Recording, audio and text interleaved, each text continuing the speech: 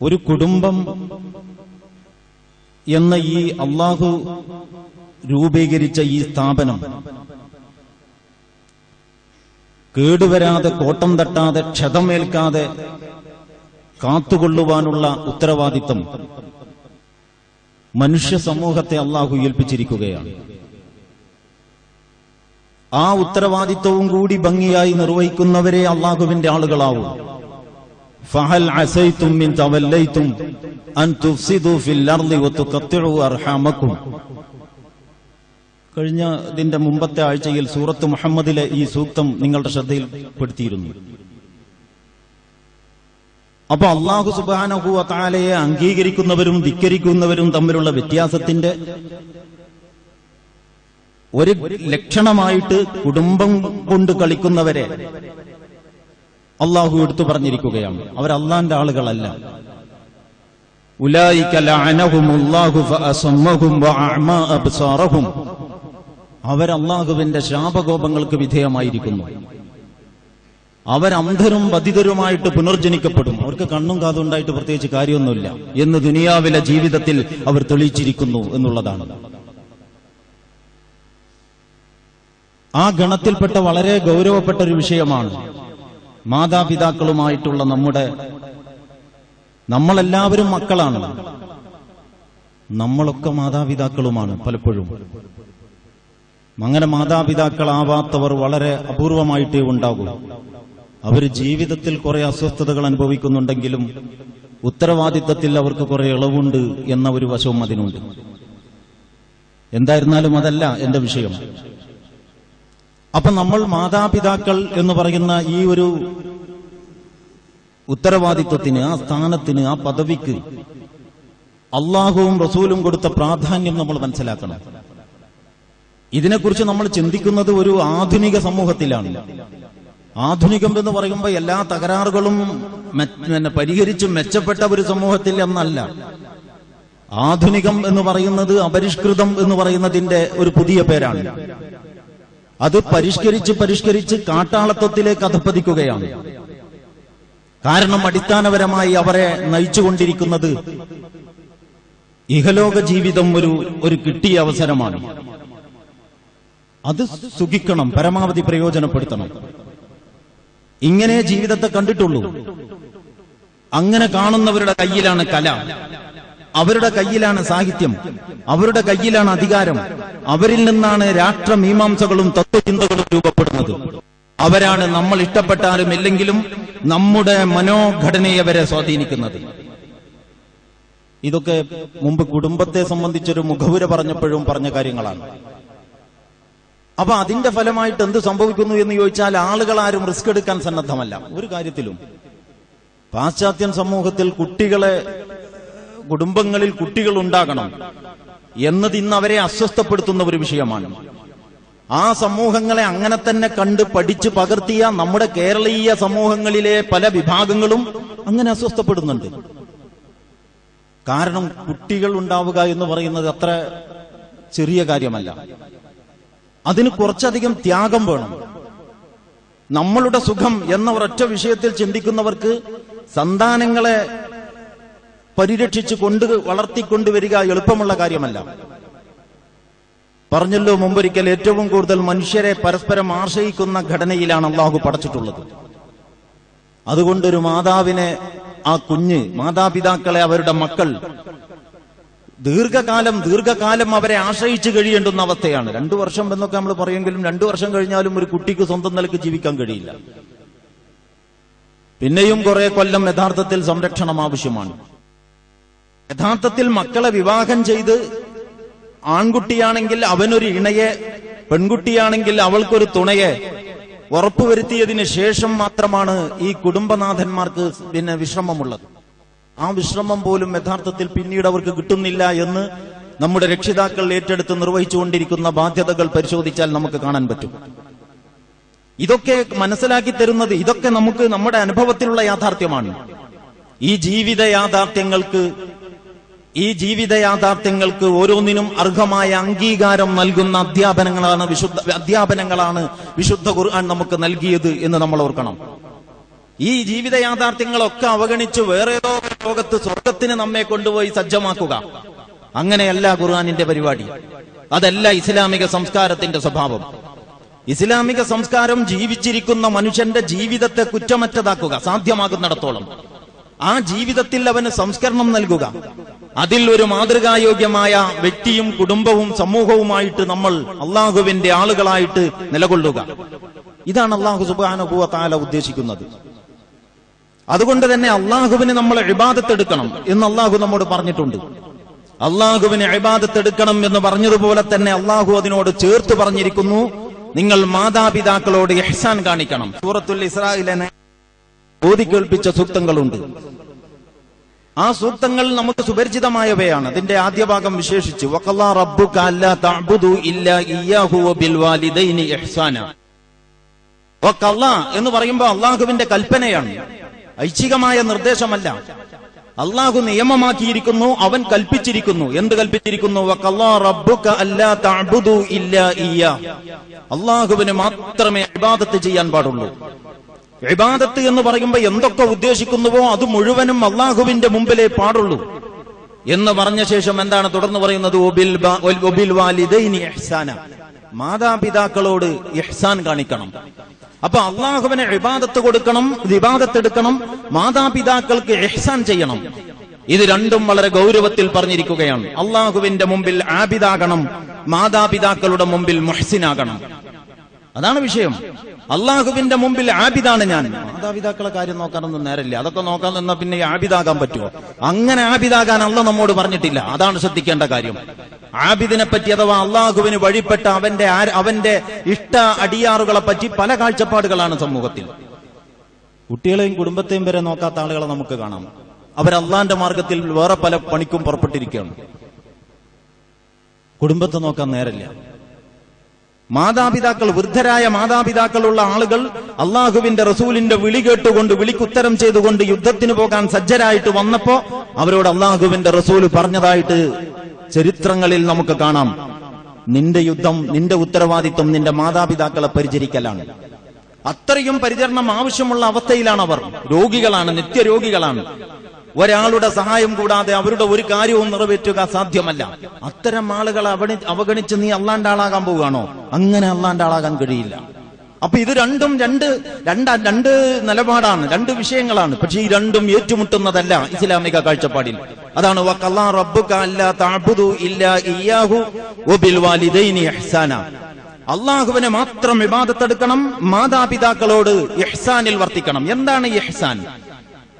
ഇഹ്സാനിനെ സംബന്ധിച്ച് പൊതുവായിട്ടുള്ള ഒരു ചോദ്യത്തിന് അള്ളാഹുവിന്റെ റസൂൽ ജിബ്രീൽ വന്നിട്ട് പഠിപ്പിച്ച ഒരു ഹദീസിൽ നമുക്ക് കാണാം. അത് വേറൊരു വിഷയമാണ്. അൻ തഅ്ബുദല്ലാഹ കഅന്നക തറാഹു എന്ന് പറഞ്ഞാൽ നീ അള്ളാഹുവിനെ ഇബാദത്ത് എടുക്കുക. ഓരോ കർമ്മങ്ങളും അള്ളാഹുവിന്റെ കൽപ്പനകൾ അനുസരിച്ചുകൊണ്ട് നീ നിർവഹിക്കുക. എങ്ങനെ നിർവഹിക്കുക? അള്ളാഹുവിനെ നീ കണ്ടുകൊണ്ടിരിക്കുന്നു എന്ന പോലെ. അള്ളങ്ങനെ നോക്കി നിൽക്കുമ്പോണ്ടല്ലോ ഒരു ശ്രദ്ധ. അങ്ങനെ ശ്രദ്ധയോടെ ചെയ്യുക. നീ അങ്ങോട്ട് കാണുന്നില്ലെങ്കിലും അവൻ ഇങ്ങോട്ട് കാണുന്നുണ്ടല്ലോ. അതാണ് ഇഹ്സാനിനെ കുറിച്ചുള്ള പൊതുവായ അധ്യാപനം.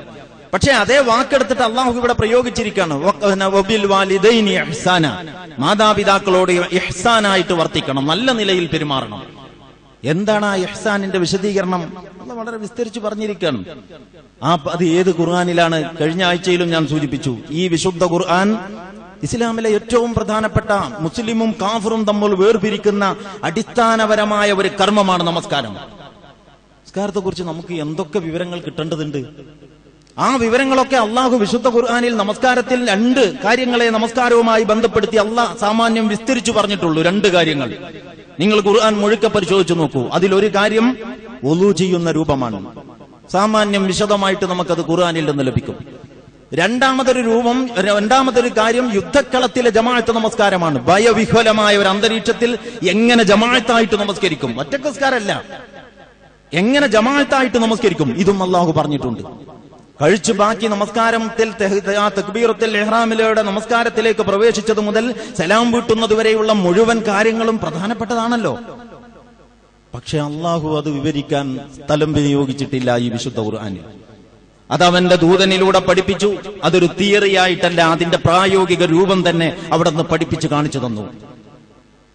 അപ്പോ അത്തരം വിഷയങ്ങളുടെ ഗൗരവപ്പെട്ടതെന്ന് കരുതുന്ന വശങ്ങൾ പോലും വിവരിക്കാത്ത ഖുർആൻ മാതാപിതാക്കളോടുള്ള ഇഹ്സാനിന്റെ പ്രായോഗിക രൂപം വിവരിക്കുകയാണ്. അതാണ് നമ്മൾ ശ്രദ്ധിക്കേണ്ടത്.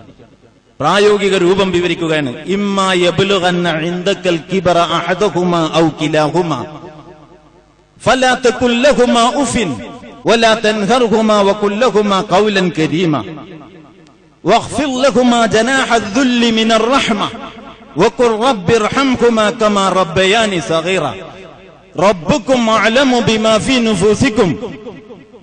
നോക്കണം, എന്ത് എത്ര ശക്തമായ ഭാഷയിലാണ് ഈ പറയുന്നത്. വഖല്ലാ റബ്ബുക അല്ലാ തഅബുദു ഇല്ലാ ഇയ്യാഹു വബിൽ വാലിദൈനി ഇഹ്സാന ഇമ്മാ യബ്ലുഗന്ന ഇൻദകൽ കിബറ അഹദഹുമാ ഔ കിലാഹുമാ. നിന്റെ മാതാപിതാക്കളിൽ എന്താണ് ഇഹ്സാൻ, എങ്ങനെയാണ് ഇഹ്സാൻ? അല്ലാഹു പറയാണ്, ഒരു മകൾ അല്ലെങ്കിൽ ഒരു മകൻ തന്റെ മാതാപിതാക്കളെ എങ്ങനെ കാണണം, എന്താണ് അള്ളാഹു ആവശ്യപ്പെടുന്നത്? അള്ളാഹുവിനുള്ള ഇബാദത്തിന്റെ തന്നെ അനിവാര്യ ഭാഗമായിട്ട് അതിനോട് ചേർത്തുകൊണ്ട് അള്ളാഹു പറയുന്ന ഈ പ്രധാനപ്പെട്ട മാതാപിതാക്കൾക്കുള്ള ഇഹ്സാൻ എന്ന കാര്യം എങ്ങനെയാണ്? ഇമ്മാ യബ്ലുഗന്ന ഇൻദകൽ കിബറ അഹദഹുമാ ഔ കിലാഹുമാ.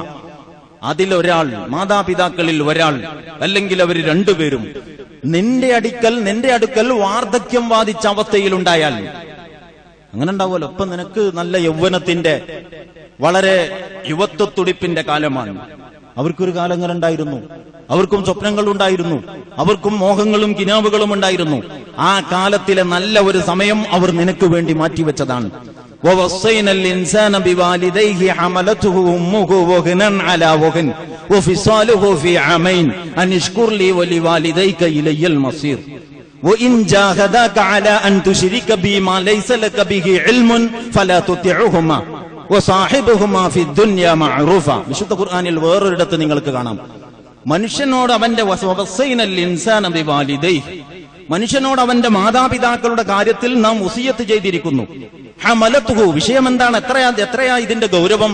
ഹമലത്തുഹു ഉമ്മുഹു വഹ്നൻ അലാ വഹ്ൻ, അവന്റെ ഉമ്മ അവനെ ഞെരുക്കങ്ങളുടെ മേൽ ഞെരുക്കം, പ്രയാസങ്ങളുടെ മേൽ പ്രയാസം, അങ്ങനെയാണ് പ്രസവിച്ചിട്ടുള്ളത്. വഫിസാലുഹു ഫീ ആമൈൻ, പിന്നെ 2 കൊല്ലത്തോളം ഒരിക്കലും വേർപെടാത്ത ഒരു ബന്ധമാണ് അവർ തമ്മിൽ ഉണ്ടായിരുന്നത്.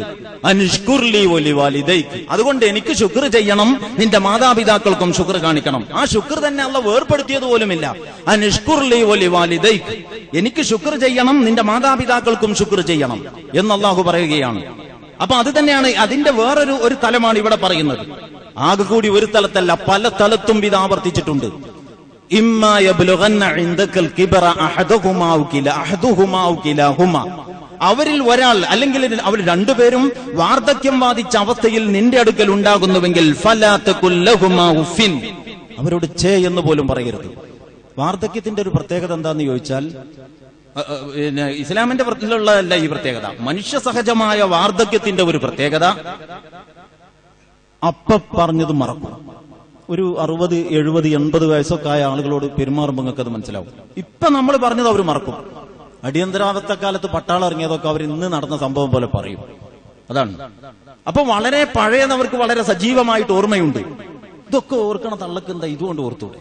അപ്പൊ മനഃപൂർവ്വം പറയണം, മറവിയൊന്നുമല്ല. പഴയ കഥക്ക് ഇങ്ങനെ തത്ത പറയും പോലെ പറയുന്നുണ്ട്. ഞാൻ ഉമ്മാനോട് കഞ്ഞി വേണോന്ന് ചോദിച്ചതാണ്. മരുമകളാണ് അല്ലെങ്കിൽ മകളാണ്. മരുമകളാണ് മിക്കവാറും ഇങ്ങനെ പീഡനത്തിന് വിധേയമാകാറ്. അമ്മായിയുടെയും മരുമകളുടെയും നാത്തൂന്മാരുടെയും വിഷയം ശരിക്കും വേറൊരു വിഷയമായിട്ട് തന്നെ പറയേണ്ടതാണ്. ഇപ്പൊ ഞാൻ അതിലേക്ക് കടക്കുന്നില്ല.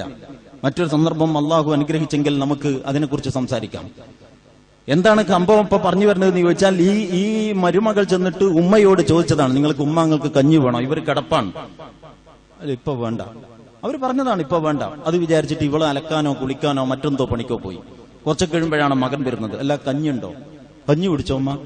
അതൊക്കെ ശ്രദ്ധിക്കുന്ന ഒരു മകനാണ്. ഉമ്മ കഞ്ഞി കുടിച്ചോ? എങ്ങനെ കഞ്ഞിട്ട് ആ സൈസിനല്ലേ ഇവിടെ കൊടുന്നാക്കിയിട്ടുള്ളത്? അപ്പൊ എന്താണ്, അവര് മനഃപൂർവ്വം പറയുന്നതല്ല. അതാണ് മനുഷ്യന്റെ പ്രകൃതം നമ്മൾ മനസ്സിലാക്കേണ്ടത്. അല്ലാഹു പറയാണ്, എന്ത് വാർദ്ധക്യം എന്ന് പറയുന്നത് എല്ലാം അറിഞ്ഞതിന് ശേഷം, എല്ലാം മനസ്സിലാക്കിയതിന് ശേഷം പിന്നെ ഒന്നും അറിയാത്ത ഒരവസ്ഥയിലേക്കുള്ള ഒരു മടക്കമാണ്. സെക്കൻഡ് ചൈൽഡ്ഹുഡ് എന്ന് മനഃശാസ്ത്ര വിദഗ്ധർ അതിനെപ്പറ്റി പറയുന്നുണ്ട്. ഒരു 2ാം ബാല്യം, ഒരു കുട്ടി, ഒരു ശിശുത്വത്തിന്റെ ഒരു 2ാം ഘട്ടം. അതാണ് കുറച്ചധികം പ്രായമാകുമ്പോൾ അവർ പലതും ചെയ്യും. നമ്മൾ നമ്മുടെ പിഞ്ചുമോനെ നമ്മൾ ഒരുപക്ഷെ ഈ വീട് വൃത്തിയാക്കി ബെഡും ഒക്കെ എല്ലാം പരിസരവും വളരെ വൃത്തിയാക്കി വെച്ചിരിക്കുകയാണ്. ഇവർ ആ ബെഡിലോ അല്ലെങ്കിൽ അതിന്റെ ഇപ്പുറത്തോ മൂത്രമൊഴിച്ചു വെച്ചിരിക്കുന്നത്. അത്യാവശ്യം വൃത്തിയുള്ള വീടാണ്. ആ വീട് അതിന്റെ വൃത്തിയിൽ ഇങ്ങനെ സൂക്ഷിക്കുന്നതിന് ഇയാൾ നല്ല പൈസ ചെലവാക്കുന്നുണ്ട്. ഇടയ്ക്കിടെ ഗസ്റ്റുകളൊക്കെ വന്ന് കയറി പോകുന്നതും ഇയാൾ ആളൊരു പൊതുകാര്യ പ്രശസ്തനുമാണ്. അങ്ങനത്തെ വീട്ടിൽ ഈ പണി ഇദ്ദേഹം ചെയ്യുമ്പോ ഇവന് സഹിക്കാൻ പറ്റുന്നില്ല, അല്ലെങ്കിൽ വീട്ടുകാരികൾക്ക് സഹിക്കാൻ പറ്റുന്നില്ല. കേട്ടും കേൾക്കാതെയും ഒരുപാട് കുത്തുവാക്കുകളും ശകാരങ്ങളും ഈ വൃദ്ധരായ ദമ്പതികളുടെ പേരിൽ ഇവർ നടത്തിക്കൊണ്ടേയിരിക്കുകയാണ്. അപ്പൊ ഇവർ ഓർക്കണം, ഇവർ കുട്ടിയായിരുന്ന സമയത്ത് ഒരു 2-2.5 അല്ലെങ്കിൽ ഒരു 1-1.5 വയസ്സുള്ള സമയത്ത് ആ ഒരു പ്രായത്തിലുള്ള കുഞ്ഞിന്റെ ആ ഒരു കൗതുകം ഇവരിങ്ങനെ കുട്ടിയെ അതിന്റെ കക്ഷത്ത് പിടിച്ചിട്ട് തലക്ക് മീതെ ഇങ്ങനെ ഉയർത്തിപ്പിടിച്ചു. അപ്പോഴാണ് കുട്ടി അവരുടെ മുഖത്തേക്ക് മൂത്രമൊഴിക്കുന്നത്. സാധാരണ നമ്മുടെ നാട്ടിൽ സംഭവിക്കാറുള്ളതാണ്.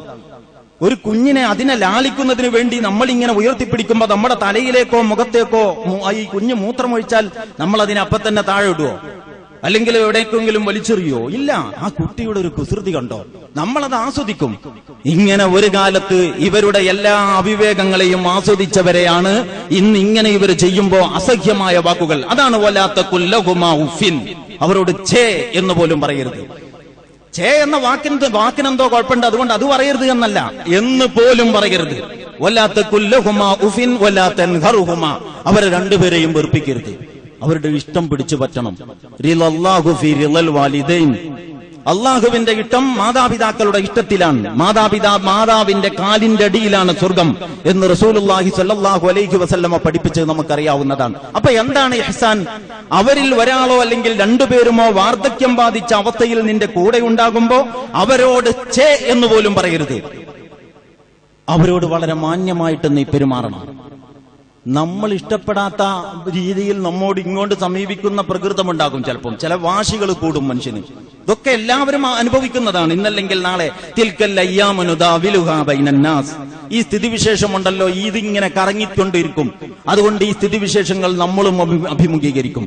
അങ്ങനെ അഭിമുഖീകരിക്കുമ്പോ നമ്മൾ ഓർക്കണം ഒരു പക്ഷേ ഇവര് നമ്മൾ എത്ര ഹിദ്മത്ത് ചെയ്താലും, എത്ര അവരോട് നമ്മുടെ സാധ്യമാകുന്ന മനുഷ്യ സാധ്യമായ സകല ശ്രദ്ധയും അവർക്ക് നൽകിയാലും, ഇങ്ങനെ ചില മക്കൾ പരാതി പറയാറുണ്ട്. ബാപ്പാക്ക് പ്രായമായി, ഞങ്ങളെ കൊണ്ട് കഴിയുന്നതിന്റെ പരമാവധി ഞങ്ങൾ നോക്കുന്നുണ്ട്. ഉമ്മ കുറച്ച് നേരത്തെ മരിച്ചുപോയി, അല്ലെങ്കിൽ ഉമ്മ ജീവിച്ചിട്ടുണ്ട്, ബാപ്പ നേരത്തെ മരിച്ചുപോയി. പല പരാതികളും പല സുഹൃത്തുക്കളും പറയാറുണ്ട്. എന്ത് ചെയ്താലും കുറ്റമുള്ളൂ. കുറ്റവും കുറവും പരാതിയും ദേഷ്യവും അല്ലാതെ ഒരു ഇഷ്ടവും അവിടുന്ന് പ്രകടിപ്പിക്കുന്നില്ല. ചിലപ്പോൾ നമുക്ക് എന്നെ വെറുപ്പ് തോന്നിപ്പോകും. അങ്ങനെ സംഭവിക്കാം. അപ്പൊ നമ്മൾ ഖുർആൻ തന്നെ നമുക്ക് വഴികാട്ടുന്നുണ്ട്. എന്ത്? വഇൻ ജാഹദാക അലാ അൻ തുശ്രിക ബി മാ ലൈസ ലക ബിഹി ഇൽമുൻ ഫലാ തുതിഉഹുമാ വസാഹിബുഹുമാ ഫിദ്ദുനിയാ മഅറൂഫാ. വളരെ വ്യക്തമാണ് ആ അധ്യാപനം. എന്താണ്? ഏത് വിഷയത്തിലാണ്? അള്ളാഹുവിന്റെ എന്നിൽ പങ്കു ചേർക്കാൻ നിന്റെ മാതാപിതാക്കൾ, നേരത്തെ എന്ന് പറഞ്ഞ ആ ഭാഗമുണ്ടല്ലോ, അതിന്റെ തുടർച്ചയിൽ പറയാണ് അള്ളാഹു വസിയത്ത് ചെയ്തിരിക്കാണ് മാതാപിതാക്കളെ പരിഗണിക്കണം. എന്നിട്ട് അള്ളാഹ് ഇങ്ങനെ പറഞ്ഞു വന്നിട്ട് പറയാണ് പ്രായോഗിക ജീവിതത്തിൽ ഇങ്ങനെ വരെ വരാം, മക്കളെ നിങ്ങൾ അറിയണം, ഇങ്ങനെ വരെ വരാം. എങ്ങനെ? എന്നിൽ പങ്കു ചേർക്കാൻ നിന്റെ മാതാപിതാക്കൾ നിന്നോട് കൽപ്പിച്ചെന്ന് വരെ വരാം. അല്ലെങ്കിൽ നിനക്ക് വിവരമില്ലാത്ത മറ്റെന്തോ കാര്യത്തിൽ എന്തോ ഒരു അവിവേകം ചെയ്യാൻ അവർ നിന്നെ നിർബന്ധിച്ചു, പ്രേരിപ്പിച്ചു എന്നൊക്കെ വരാം. ഫലാ തുതിഉഹുമാ, അതിൽ നീ അവരെ രണ്ടുപേരെയും അനുസരിക്കരുത്. പക്ഷെ അവിടെ തീർന്നോ? ഇല്ല. വസാഹിബുഹുമാ ഫിദ്ദുനിയാ മഅറൂഫ, ഈ ദുനിയാവിൽ അവരോട് നല്ല നിലയിൽ വർത്തിക്കണം. തൗഹീദും ഷിർക്കും തമ്മിൽ വേർപ്പെടുന്ന ഒരു ഘട്ടത്തിൽ ഷിർക്കിന്റെ പക്ഷത്ത് നിന്നിട്ട് മാതാപിതാക്കൾ ഒരു മകനോട് ഷിർക്ക് ചെയ്യാൻ കൽപ്പിച്ചാൽ പോലും അതനുസരിക്കരുതെന്നല്ലാതെ അതിന്റെ പേരിൽ മാതാപിതാക്കളോട് ശത്രുത പാടില്ല, വെറുപ്പ് പാടില്ല, പക പാടില്ല, ബഹിഷ്കരണം പാടില്ല, പിണങ്ങിപ്പോക്കോ അല്ലെങ്കിൽ ഇറക്കിവിടലോ പാടില്ല. വസ്വാഹിബുഹുമാ ഫിദ്ദുനിയാ മഅറൂഫ, അവരോട് നല്ല നിലയിൽ വർത്തിക്കണം. ഇത് നമ്മൾ വളരെ ഗൗരവത്തോടെ ആലോചിക്കേണ്ടതാണ്. അപ്പോ ഷിർക്കിന്റെയും തൗഹീദിന്റെയും വേർതിരിയുന്ന ഒരു ഘട്ടത്തിൽ പോലും കക്ഷി മാതാവാണെങ്കിൽ അല്ലെങ്കിൽ പിതാവാണെങ്കിൽ അല്ലെങ്കിൽ കക്ഷികൾ മാതാപിതാക്കളാണെങ്കിൽ വേറെ ഏതോ ഒരാള് നിങ്ങളെ ഷിർക്ക് ചെയ്യാൻ പ്രേരിപ്പിച്ചതിന്റെ പ്രതികാരമനസ്ഥിതിയും വിദ്വേഷവും ഇവിടെ കാണരുത്. നിങ്ങൾ അനുസരിക്കണ്ട. നിങ്ങൾ അനുസരിക്കരുത്. കാരണം നിങ്ങൾ യഥാർത്ഥത്തിൽ അനുസരിക്കാൻ അർഹൻ ഈ പ്രപഞ്ചത്തിന്റെ നാഥന് മാത്രമാണ്. പിന്നെ അവന്റെ അനുസരണത്തിന് വിധേയമായ അനുസരണങ്ങളും ഇതേ നിങ്ങൾക്ക് അനുവാദമുള്ളൂ. അതുകൊണ്ട് നിങ്ങൾ അനുസരിക്കരുത്. പക്ഷേ അവരോട് നല്ല നിലയിൽ വർത്തിക്കണം. അത്ര വരെ അള്ളാഹു പറഞ്ഞിരിക്കുകയാണ്. ഇങ്ങനെ ഒരു ഘട്ടം വരെ ഒരു മക്കൾക്ക് ഒരു കുടുംബത്തിൽ അനുഭവപ്പെട്ടാൽ അതിൽ വരെ എന്ത് നിലപാടെടുക്കണമെന്ന് അള്ളാഹു പറഞ്ഞിരിക്കുകയാണ്. അപ്പൊ പിന്നെ നമ്മുടെ ഈ ചെറിയ സിദ്ധാന്തവാസികൾ, ഈ പിടിവാശികൾ, ഈ മുൻകോപികൾ, ഈ ശാഠ്യങ്ങൾ, പ്രായാധിക്യത്തിന്റെ അനുബന്ധവും അനിവാര്യവുമായ ഇത്തരം പ്രകടനങ്ങളെ എന്തിനു മുഖവിലക്കെടുക്കണം? അതാണ് നേരത്തെ കുട്ടിയുടെ സംഭവം പറഞ്ഞത്. അതുപോലെ ഈ ഘട്ടത്തെ അവർ കാണണം. എന്നിട്ട് അള്ളാഹു പറയാണ്, കാരുണ്യത്തിന്റെ നിന്റെ ചിറകുണ്ടല്ലോ, കാരുണ്യത്തിന്റെ ചിറക് അവർക്ക് പിന്നെ വിടർത്തി കൊടുക്കണം. പക്ഷികൾ അതിന്റെ കുഞ്ഞിനെ റാഞ്ചിക്കൊണ്ടുപോകുന്ന ഏതോ പിന്നെ മറ്റ് ഈ ശത്രുക്കളുടെ ആഗമനമുണ്ടാകുമ്പോ പക്ഷി കോഴിയൊക്കെ അതിന്റെ കുഞ്ഞിനെ ചിറകിന്റെ അടിയിൽ ഒളിപ്പിക്കുന്നത് നിങ്ങൾ കണ്ടിട്ടില്ലേ? ഇതുപോലെ നിങ്ങളുടെ കാരുണ്യത്തിന്റെ ചിറക് അവർക്ക് വിടർത്തി കൊടുക്കണം. പോരാ, എന്നെ ഞാൻ കുഞ്ഞായിരുന്ന സമയത്ത് കാരുണ്യത്തോടെ എന്നെ വളർത്തിയതുപോലെ റബ്ബേ നീ ഇവരോട് കരുണ കാണിക്കണം എന്ന് നീ പ്രാർത്ഥിക്കണം. സുജൂദിലെ പ്രാർത്ഥന പഠിപ്പിച്ചിട്ടുണ്ടോ അല്ലാഹ്? നമസ്കാരം, ഫർള് നമസ്കാരത്തിലെ സുജൂദിലെ ഒരു പ്രാർത്ഥന ഉണ്ടല്ലോ. ഈ പ്രാർത്ഥന സുന്നത്തായ ഒരു പ്രാർത്ഥന, ഒരാളപ്പോ ആ സുജൂദിലെ പ്രാർത്ഥന മറന്നുപോയാലും നമസ്കാരത്തെ ഒന്നും ബാധിക്കൂല. എന്നാലും അത് പ്രധാനപ്പെട്ട ഒരു പ്രാർത്ഥനയല്ലേ? ഒരു മനുഷ്യൻ അവന്റെ അള്ളാഹുമായിട്ടുള്ള മുനാജാത്തിൽ ഏറ്റവും അള്ളാഹുമായിട്ട് സമീപസ്ഥനാകുന്നത് സുജൂദിലാകുന്നു എന്ന് ഹദീസിലുണ്ട്. പക്ഷെ സുജൂദിലെ പ്രാർത്ഥന അല്ലാഹ് പഠിപ്പിച്ചിട്ടില്ല.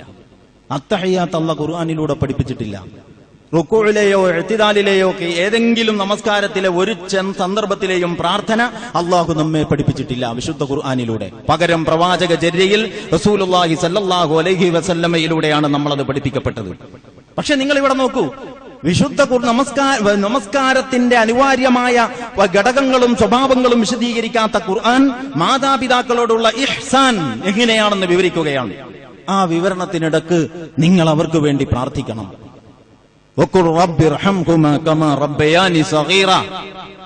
പടച്ചവനെ, അവരോട് നീ കരുണ കാണിക്കണം, ഞങ്ങളോട് അവര് കരുണ കാണിച്ചതുപോലെ എന്ന് നിങ്ങൾ മാതാപിതാക്കൾക്ക് വേണ്ടി പ്രാർത്ഥിക്കണം. അപ്പൊ പ്രാർത്ഥനാ വചനം വരെ അല്ലാഹു സുബ്ഹാനഹു വ തആല പഠിപ്പിച്ചിരിക്കുകയാണ്.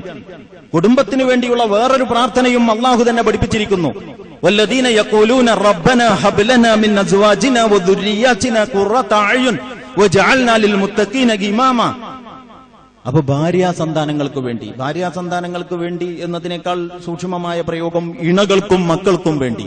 അപ്പൊ അത് ആണ് കേട്ടാലും പെണ്ണ് കേട്ടാലും കുഴപ്പമില്ല. ഇണകൾക്കും മക്കൾക്കും വേണ്ടി എങ്ങനെ പ്രാർത്ഥിക്കണം എന്നുള്ള പഠിപ്പിച്ചിരിക്കുകയാണ് വിശുദ്ധ ഖുർആനിൽ. മാതാപിതാക്കൾക്ക് വേണ്ടി എങ്ങനെ പ്രാർത്ഥിക്കണം എന്നും അല്ലാഹു പഠിപ്പിച്ചിരിക്കുകയാണ്.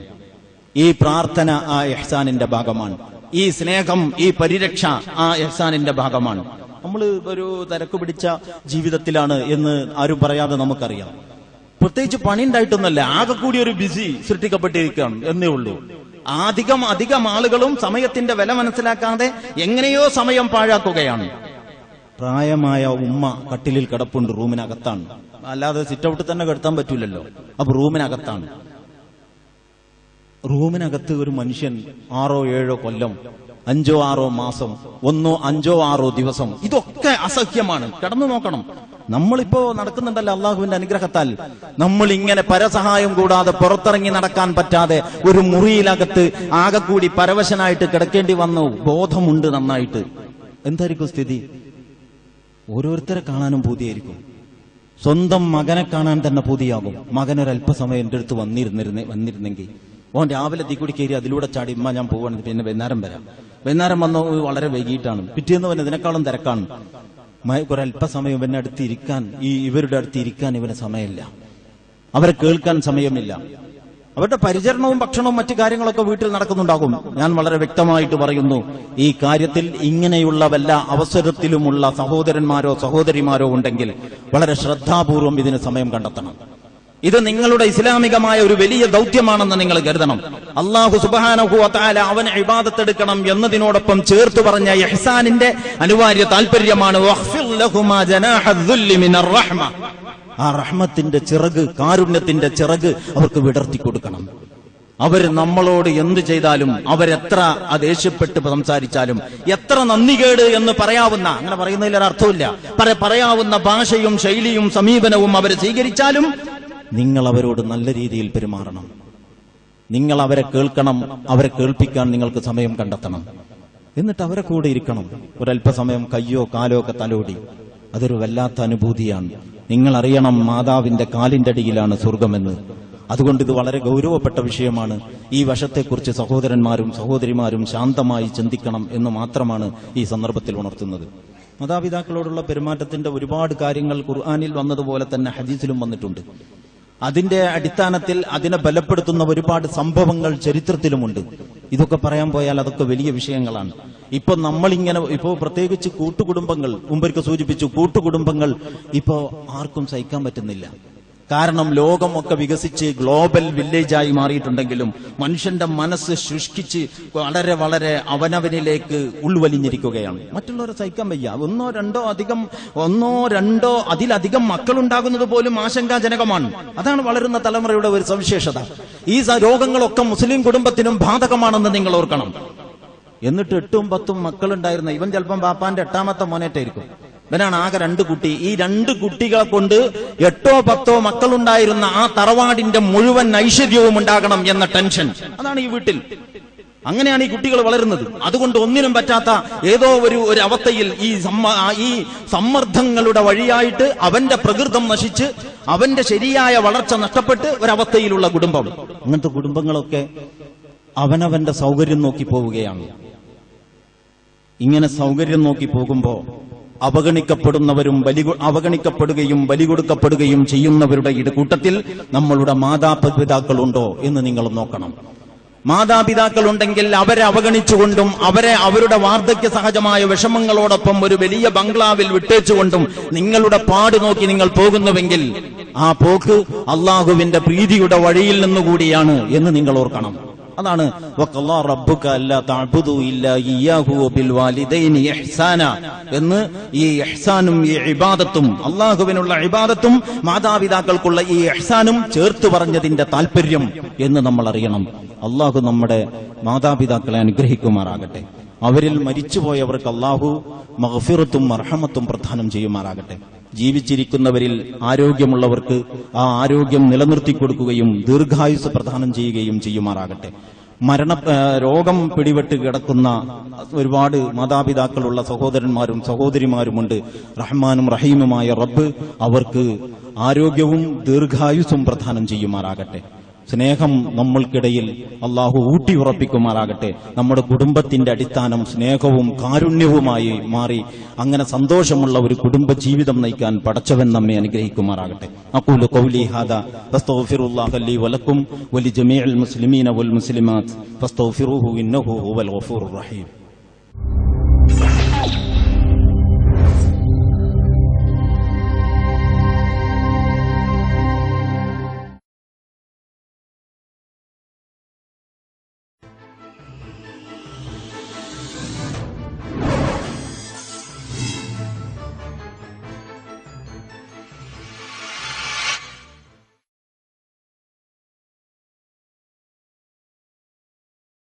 ഇന്ന് നിങ്ങളുടെ ശ്രദ്ധയിൽപ്പെടുത്താൻ ഉദ്ദേശിക്കുന്നത് കുടുംബം എന്ന് പറയുന്ന ഈ വലിയ സംവിധാനം രൂപപ്പെടുന്നത് വിവാഹത്തിലൂടെയാണ്. വിവാഹത്തെ സംബന്ധിച്ച് വേറെ തന്നെ പറയേണ്ടതാണ്. കുറെ നിക്കാഹ് ഖുതുബകളും മറ്റുമൊക്കെ കേൾക്കുന്നവരാണ് നമ്മളിൽ അധികരും എന്നതുകൊണ്ട് ഒരുപക്ഷെ അത് പറയാതെ വിടുകയുമാവാം. അപ്പൊ കുടുംബം എന്നതിന്റെ അടിസ്ഥാനം ഒരു പുരുഷനും ഒരു സ്ത്രീക്കും ഉഭയകക്ഷി സമ്മതത്തോടുകൂടി രൂപപ്പെട്ടു വന്നിട്ടുള്ളതാണ്. നമുക്ക് നമ്മുടെ മാതാവിനെയോ പിതാവിനെയോ എളാപ്പ എളാമ അല്ലെങ്കിൽ അങ്ങനെ നമ്മൾ പറയുന്ന അമ്മായി അമ്മാവൻ, ഇങ്ങനെ നമ്മുടെ കുടുംബഘടനയിലെ വളരെ പ്രധാനപ്പെട്ട കണ്ണികളിൽപ്പെട്ട ആരെയും തെരഞ്ഞെടുക്കാനുള്ള സ്വാതന്ത്ര്യമില്ല. അത് പ്രകൃത്യാ വന്നു ചേരുന്നതാണ്. പക്ഷെ അതിന്റെ ഒക്കെയും അടിസ്ഥാനമായിട്ടുള്ള കുടുംബത്തിന്റെ പ്രഥമ ബിന്ദു ഇങ്ങനെ ഒരു നിർബന്ധിത സാഹചര്യത്തിൽ ഉണ്ടായി വന്നതല്ല. അത് പുരുഷന്റെയും സ്ത്രീയുടെയും പരസ്പരമുള്ള മനപ്പൊരുത്തത്തിലൂടെ രൂപപ്പെട്ടു വന്നതാണ്. ഒരു സ്ത്രീയെപ്പറ്റി കാണാനും പഠിക്കാനും അന്വേഷിക്കാനും ഈ ഒരു ഉദ്ദേശാർത്ഥം അള്ളാഹു അനുവദിച്ചിരിക്കുകയാണ്. ആ സ്ത്രീക്ക് ഈ പുരുഷനെയും ഇവന്റെ കുടുംബക്കാരെയും ബന്ധുക്കളെയും പറ്റിയും അന്വേഷിക്കാം. അറേഞ്ച്ഡ് മാരേജ് എന്ന് പറഞ്ഞാൽ നേരത്തെ തന്നെ ഇങ്ങനെ പലരും ചരട് വലിച്ച് രൂപപ്പെടുത്തിയെടുക്കുന്ന വിവാഹം അതൊരു ദുർബലമായ പരിപാടിയാണെന്നും ഇണകൾ അവരുടെ പ്രണയത്തിലൂടെ കണ്ടെത്തുന്നതാണ് ശക്തവും എന്ന ഒരു പ്രചാരണം നിലനിൽക്കുന്ന ഒരു കാലഘട്ടത്തിലാണ് നമ്മൾ ജീവിക്കുന്നത്. പക്ഷെ ഇത് പ്രചാരണത്തിൽ മാത്രമേ മികവ് നേടൂ. പ്രയോഗതലത്തിൽ കുടുംബങ്ങളുടെ ഉഭയകക്ഷി സമ്മതത്തോടുകൂടി രൂപപ്പെടുന്ന വിവാഹമാണ് സ്ഥായിയായി നിലനിൽക്കുന്നത്. മറ്റുള്ള എല്ലാ വ്യതിചലനങ്ങൾക്കും വ്യതിചലനങ്ങളുടേതായ വില കൊടുക്കേണ്ടി വരും എന്നതാണ് അനുഭവം. ഒരുപാട് ഉദാഹരണങ്ങളും അനുഭവങ്ങളും സാക്ഷ്യങ്ങളും നമ്മുടെ മുമ്പിലുണ്ട്. അത് നിരത്തേണ്ട സന്ദർഭമല്ല ഇത് എന്ന് ഞാൻ മനസ്സിലാക്കുന്നു. അപ്പൊ പറഞ്ഞു വരുന്നത് ഇണകൾ നിന്ന് ഈ വിവാഹം എന്ന ഉടമ്പടിയിലൂടെ പരസ്പരം അംഗീകരിച്ച അങ്ങനെ തെരഞ്ഞെടുക്കാൻ സ്വാതന്ത്ര്യമുള്ള തന്റെ ഭർത്താവ് ആരായിരിക്കണം എന്ന് ഈ ഓരോ സ്ത്രീക്കും തെരഞ്ഞെടുക്കാൻ അനുവാദമുണ്ട്.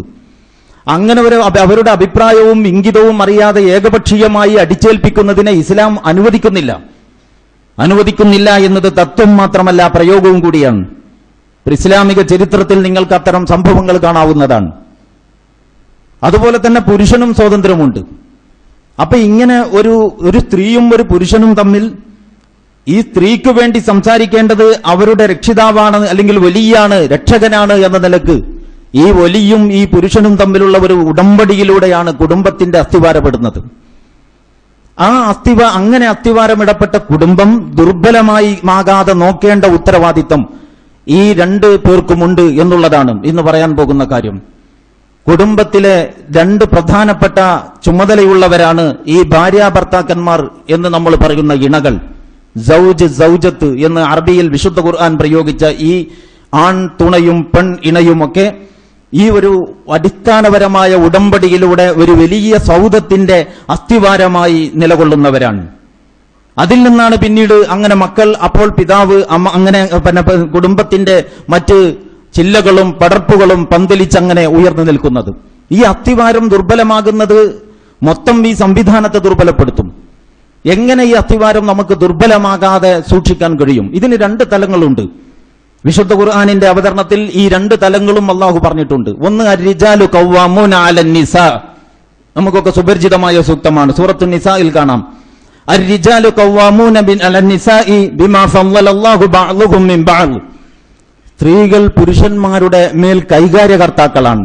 അള്ളാഹു ചിലരെക്കാൾ ആദരിച്ചതിന്റെ അടിസ്ഥാനത്തിൽ ഓ ബിമാ അൻഫഖു മിൻ അംവാലിഹിം, അവരുടെ ധനത്തിൽ നിന്ന് അവർ ചെലവഴിക്കുകയും ചെയ്യുന്നതിനാൽ. അപ്പൊ രണ്ട് ന്യായങ്ങൾ ഇവിടെ അള്ളാഹു പറഞ്ഞിരിക്കുകയാണ്. ഒരു കുടുംബം എന്ന് പറയുന്ന ഒരു സംവിധാനത്തിന് ഒരു നേതാവ് വേണം. ഏത് സംവിധാനത്തിനും ഒരു ലീഡർ വേണം. എല്ലാവർക്കും തുല്യാധികാരം എന്ന നിലക്ക് ഒന്നും നടക്കൂല. ഒരു ക്യാബിനറ്റിൽ ഒരു പ്രധാനമന്ത്രിയോ ഒരു മുഖ്യമന്ത്രിയോ വേണം. ഒരു കമ്മിറ്റിയിൽ ഒരു പ്രസിഡന്റോ അല്ലെങ്കിൽ ഒരു അധ്യക്ഷനോ വേണം. ചെറുതോ വലുതോ ആയ ഏത് കൂട്ടായ്മയും ഏത് ആവശ്യത്തിനു വേണ്ടി നമ്മൾ നടത്തുകയാണെങ്കിലും അതിൽ ഒരു നേതൃ പദവിയുള്ള ഒരാളുണ്ടായിരിക്കണം. ഇത് സ്വാഭാവികമായ ഒരു പ്രകൃതിപരമായ ഒരു സത്യമാണ്. ഇതൊരാൾക്കും നിഷേധിക്കാൻ കഴിയില്ല. എല്ലാവർക്കും തുല്യാധികാരം എന്ന നിലക്ക് ഒരു സംഘത്തിന് മുന്നോട്ട് പോകാനാവില്ല. ഒരു കാര്യത്തിലും തീരുമാനമെടുക്കാൻ കഴിയില്ല. ഒരു പ്രശ്നവും പരിഹരിക്കാൻ കഴിയില്ല. ഇത് അതിനെപ്പറ്റിയാണ് ഞാൻ പറയുന്നത്. ഇത് പ്രകൃതിപരമായ ഒരു സത്യമാണ്. അപ്പൊ കുടുംബം എന്ന് പറയുന്ന ഈ സംവിധാനത്തിന്റെ നായകത്വം ആരേൽക്കും? സ്ത്രീയുടെ പ്രകൃതം തന്നെ പറയുന്നു എനിക്കതിന് കഴിയില്ല എന്ന്. ആ പ്രകൃതം അവരെ അള്ളാഹു ആ പ്രകൃതത്തിൽ പടച്ചതാണ്. ആ പ്രകൃതം അവരുടെ ദൗർബല്യമല്ല, അവരുടെ ശക്തിയാണ്. അവർക്ക് ചില ദൗത്യങ്ങളുണ്ട്. പുരുഷന്റെ ശരീരത്തിലില്ലാത്ത സുപ്രധാനമായ ഒരു അവയവം സ്ത്രീയുടെ ശരീരത്തിലുണ്ട്. അതിനാണ് ഗർഭപാത്രം എന്ന് പറയുന്നത്. റഹം, എല്ലാ ബന്ധങ്ങളുടെയും അടിസ്ഥാനപരമായ ഉറവിടം അതാണ്. അതുകൊണ്ട് തന്നെ ആ ഒരു ഗർഭപാത്രത്തിന്റെ താല്പര്യങ്ങൾ എന്ന് പറയുന്നത് ചില്ലറ താല്പര്യങ്ങളല്ല. അതിലൂടെ വന്നു ചേരുന്ന ബാധ്യതകൾ എന്ന് പറയുന്നത് പുരുഷൻ ഏറ്റെടുക്കാൻ കഴിയുന്ന ബാധ്യതകളല്ല. അതിലൂടെ നിർവഹിക്കപ്പെടേണ്ടുന്ന ഉത്തരവാദിത്വം എന്ന് പറയുന്നത് പൗരുഷം കൊണ്ട് ഒരിക്കലും തന്നെ പൂർത്തീകരിക്കപ്പെടുകയില്ല. അതുകൊണ്ട് സ്ത്രീകളുടേതായ ഒരു പ്രകൃതം, അവരേൽപ്പിക്കപ്പെട്ട ദൗത്യ നിർവഹണത്തിന് ആവശ്യമായ ഒരു പ്രകൃതത്തിലാണ് സ്ത്രീ ഉള്ളത്. ഈ പ്രകൃതം സ്ത്രീക്കുണ്ടായത് ഇസ്ലാമിന്റെ പ്രശ്നമല്ല, അത് മനുഷ്യപ്രകൃതിയുടെ തന്നെ താല്പര്യമാണ്. അതുകൊണ്ട് ഏത് നിരീശ്വരവാദിയും ഏത് ഫെമിനിസ്റ്റും ഏത് സ്വതന്ത്രവാദിയും ഏത് അരാജകത്വവാദിയും സ്ത്രീയെ സ്ത്രീയായിട്ട് കാണാൻ അന്തിമ വിശകലനത്തിൽ ബാധ്യസ്ഥരാണ്. ഒരിക്കലും സ്ത്രീയുടെ പരിമിതികളിൽ നിന്ന് അവർക്ക് മറികടക്കാൻ കഴിയില്ല. ആ പരിമിതികൾ അവരുടെ ചില ഉത്തരവാദിത്ത നിർവഹണത്തിന് ആവശ്യമായ ഗുണങ്ങളാണ്. അതുകൊണ്ട് അത് അയോഗ്യതകളല്ല, അത് ചില യോഗ്യതകളാണ് എന്ന് കാണാവുന്നതാണ്. അപ്പൊ പിന്നെ ആര് ഈ ഉത്തരവാദിത്തം ഏറ്റെടുക്കും? അതിനെപ്പറ്റിയാണ് അള്ളാഹു പറയുന്നത്, അർ-റിജാലു ഖവ്വാമൂന അലൻ നിസാ. അതുകൊണ്ട് കുടുംബം എന്ന ഈ സ്ഥാപനത്തിന്റെ നേതൃത്വം, നായകത്വം പുരുഷന്റെ കയ്യിലാണ്. പ്രകൃത്യ ആളുകളിൽ അള്ളാഹു നൽകിയിട്ടുള്ള ഗുണഗണങ്ങളുടെ വ്യത്യാസങ്ങൾ അനുസരിച്ച്, അതാണ് അള്ളാഹു മനുഷ്യരുടെ പ്രകൃതിയിൽ തന്നെ, സൃഷ്ടിപ്പിൽ തന്നെ നടത്തിയിട്ടുള്ള ഈ ചില ഗുണഗണങ്ങളുടെ വ്യത്യാസം അനുസരിച്ച് സ്ത്രീകളുടെ മേൽ പുരുഷന്മാർ കൈകാര്യകർത്താക്കളാണ്.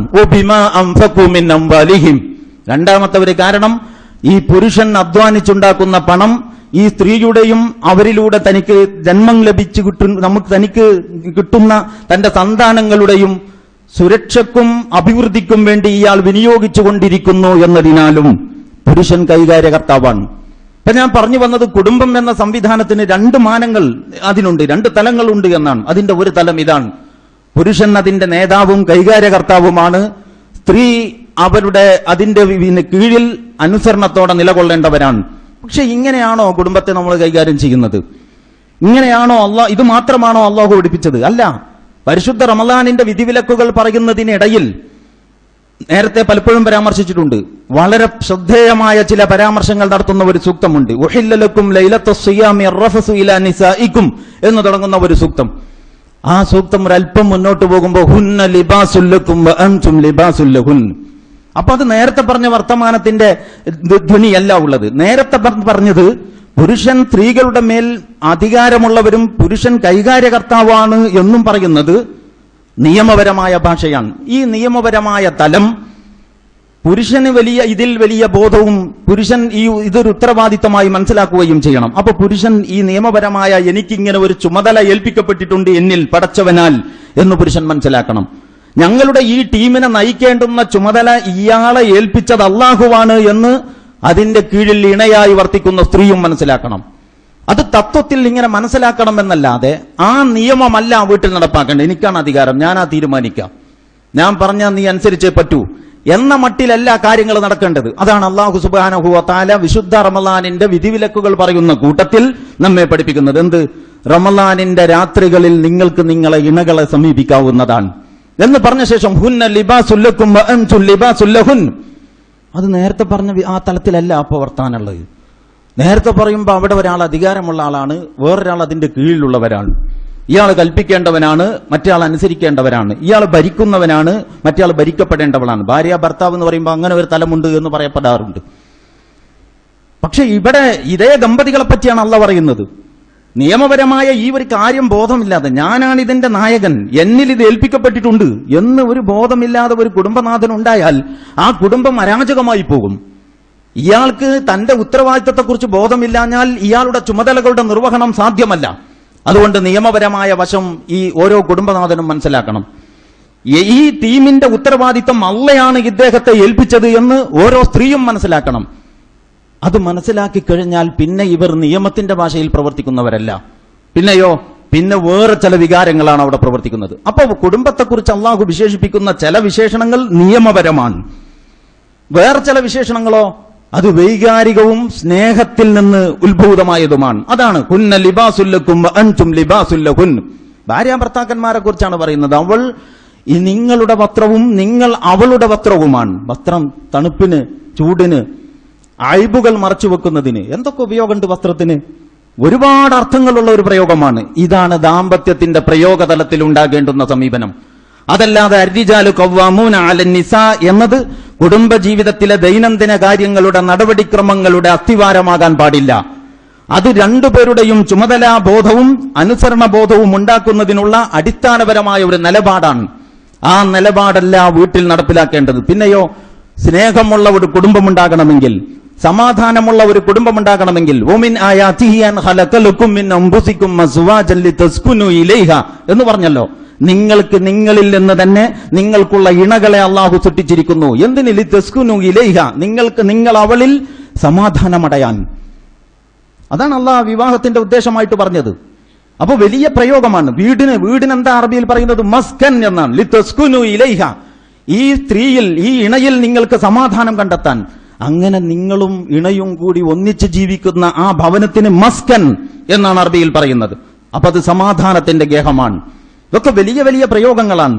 അതുകൊണ്ട് ഞാൻ പറയുന്നു, പ്രയോഗതലത്തിൽ ഒരു കുടുംബത്തിൽ നീ നിറഞ്ഞു നിൽക്കേണ്ട വികാരം ഹുന്ന ലിബാസുല്ലക്കും വഅൻതും ലിബാസുല്ലഹുൻ.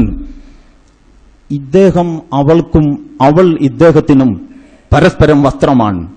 വസ്ത്രത്തിന്റെ എന്തെല്ലാം ഗുണവശങ്ങളും പ്രയോജനങ്ങളും ഉണ്ടോ, ആ ഗുണവശങ്ങളും പ്രയോജനങ്ങളും പരസ്പരം ബലപ്പെടുത്തുന്ന, പരസ്പരം അനാവശ്യങ്ങൾ മറച്ചുവെക്കുന്ന, പുറത്തറിയാൻ പറ്റാത്തത് മറച്ചുവെക്കുന്ന എന്ന് പറഞ്ഞാൽ ഭർത്താവിന്റെ തെറ്റ് ഇവളും, ഇവളുടെ തെറ്റ് ഭർത്താവും മൂടി വെച്ച് അങ്ങോട്ടും ഇങ്ങോട്ടും തെറ്റുകുറ്റങ്ങളുടെ സംരക്ഷണം നടത്തും എന്നല്ല ഈ പറയുന്നത്.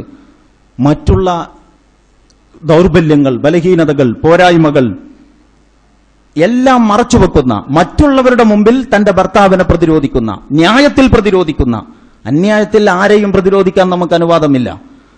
അപ്പോൾ ഇങ്ങനെ ഒരുപാട് തലങ്ങളുണ്ട്. അത് സ്നേഹമാണ്, അത് മാനുഷികമായ കുറെ വികാരങ്ങളാണ്. ഈ വികാരങ്ങളാണ് കുടുംബം എന്ന് പറയുന്ന ഈ രണ്ട് ദമ്പതികളുടെ കൂടിച്ചേർന്നുള്ള ജീവിതത്തിലൂടെ മുന്നോട്ട് വളർന്നു വരുന്ന ഈ സ്ഥാപനത്തിന്റെ അസ്ഥിവാരമായി കാണപ്പെടേണ്ടത്. നിയമഭാഷയിൽ ഒരു പുരുഷനും സംസാരിക്കരുത് എന്നാണ് എന്റെ ഉറച്ച അഭിപ്രായം. എനിക്കാണ് അധികാരം എന്നതാകരുത്. എന്നെ അള്ളാഹു ഇത് ചുമതലപ്പെടുത്തിയത് കൊണ്ട് എനിക്ക് ചില ഉത്തരവാദിത്തങ്ങളുണ്ട്. അധികാരങ്ങളെക്കുറിച്ചുള്ള ബോധ്യമല്ല, ഉത്തരവാദിത്തങ്ങളെക്കുറിച്ചുള്ള വിചാരമാണ് കുടുംബനായകത്വം ഏറ്റെടുക്കുന്ന ഒരു പുരുഷനുണ്ടാകേണ്ടത്.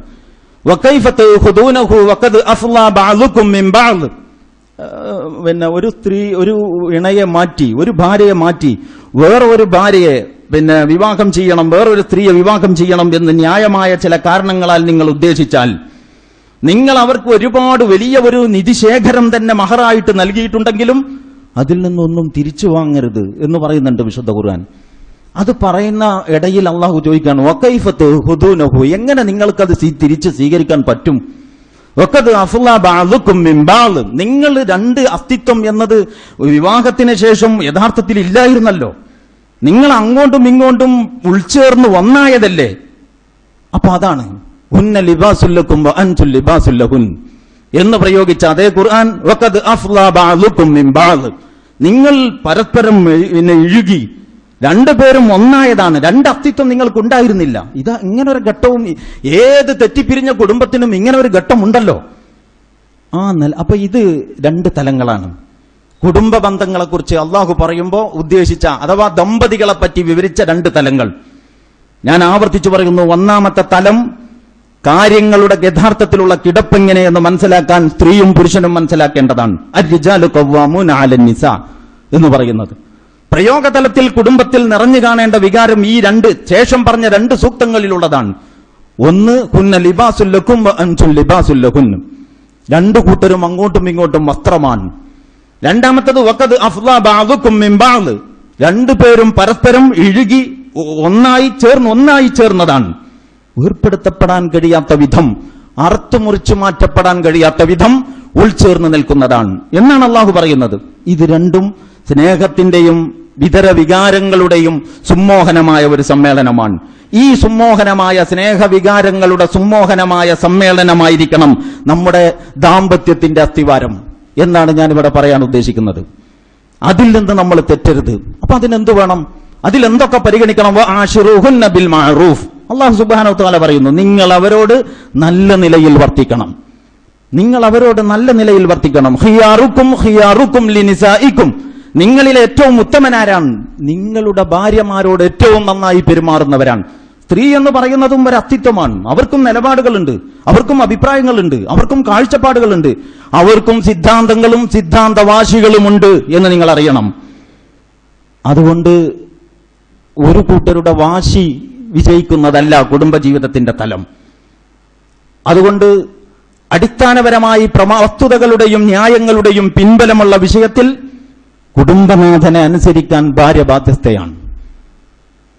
കാരണം അങ്ങനെയാണ് ഈ സംവിധാനത്തെ അള്ളാഹു രൂപകൽപ്പന ചെയ്തിട്ടുള്ളത്. വത്തഖുല്ലാഹല്ലദീ, കഴിഞ്ഞ ആഴ്ചയും ഈ ആഴ്ചയും ഞാൻ ഓതിയ സൂറത്തുൻ നിസായിലെ 1-ാമത്തെ സൂക്തം, വത്തഖുല്ലാഹല്ലദീ തസാഅലൂന ബിഹി വൽ അർഹാം, അള്ളാഹുവിനെ സൂക്ഷിക്കണം എന്ന് പറഞ്ഞിട്ട് അതിനോട് ചേർത്ത് അള്ളാഹു പറഞ്ഞിരിക്കുകയാണ് എന്ത്?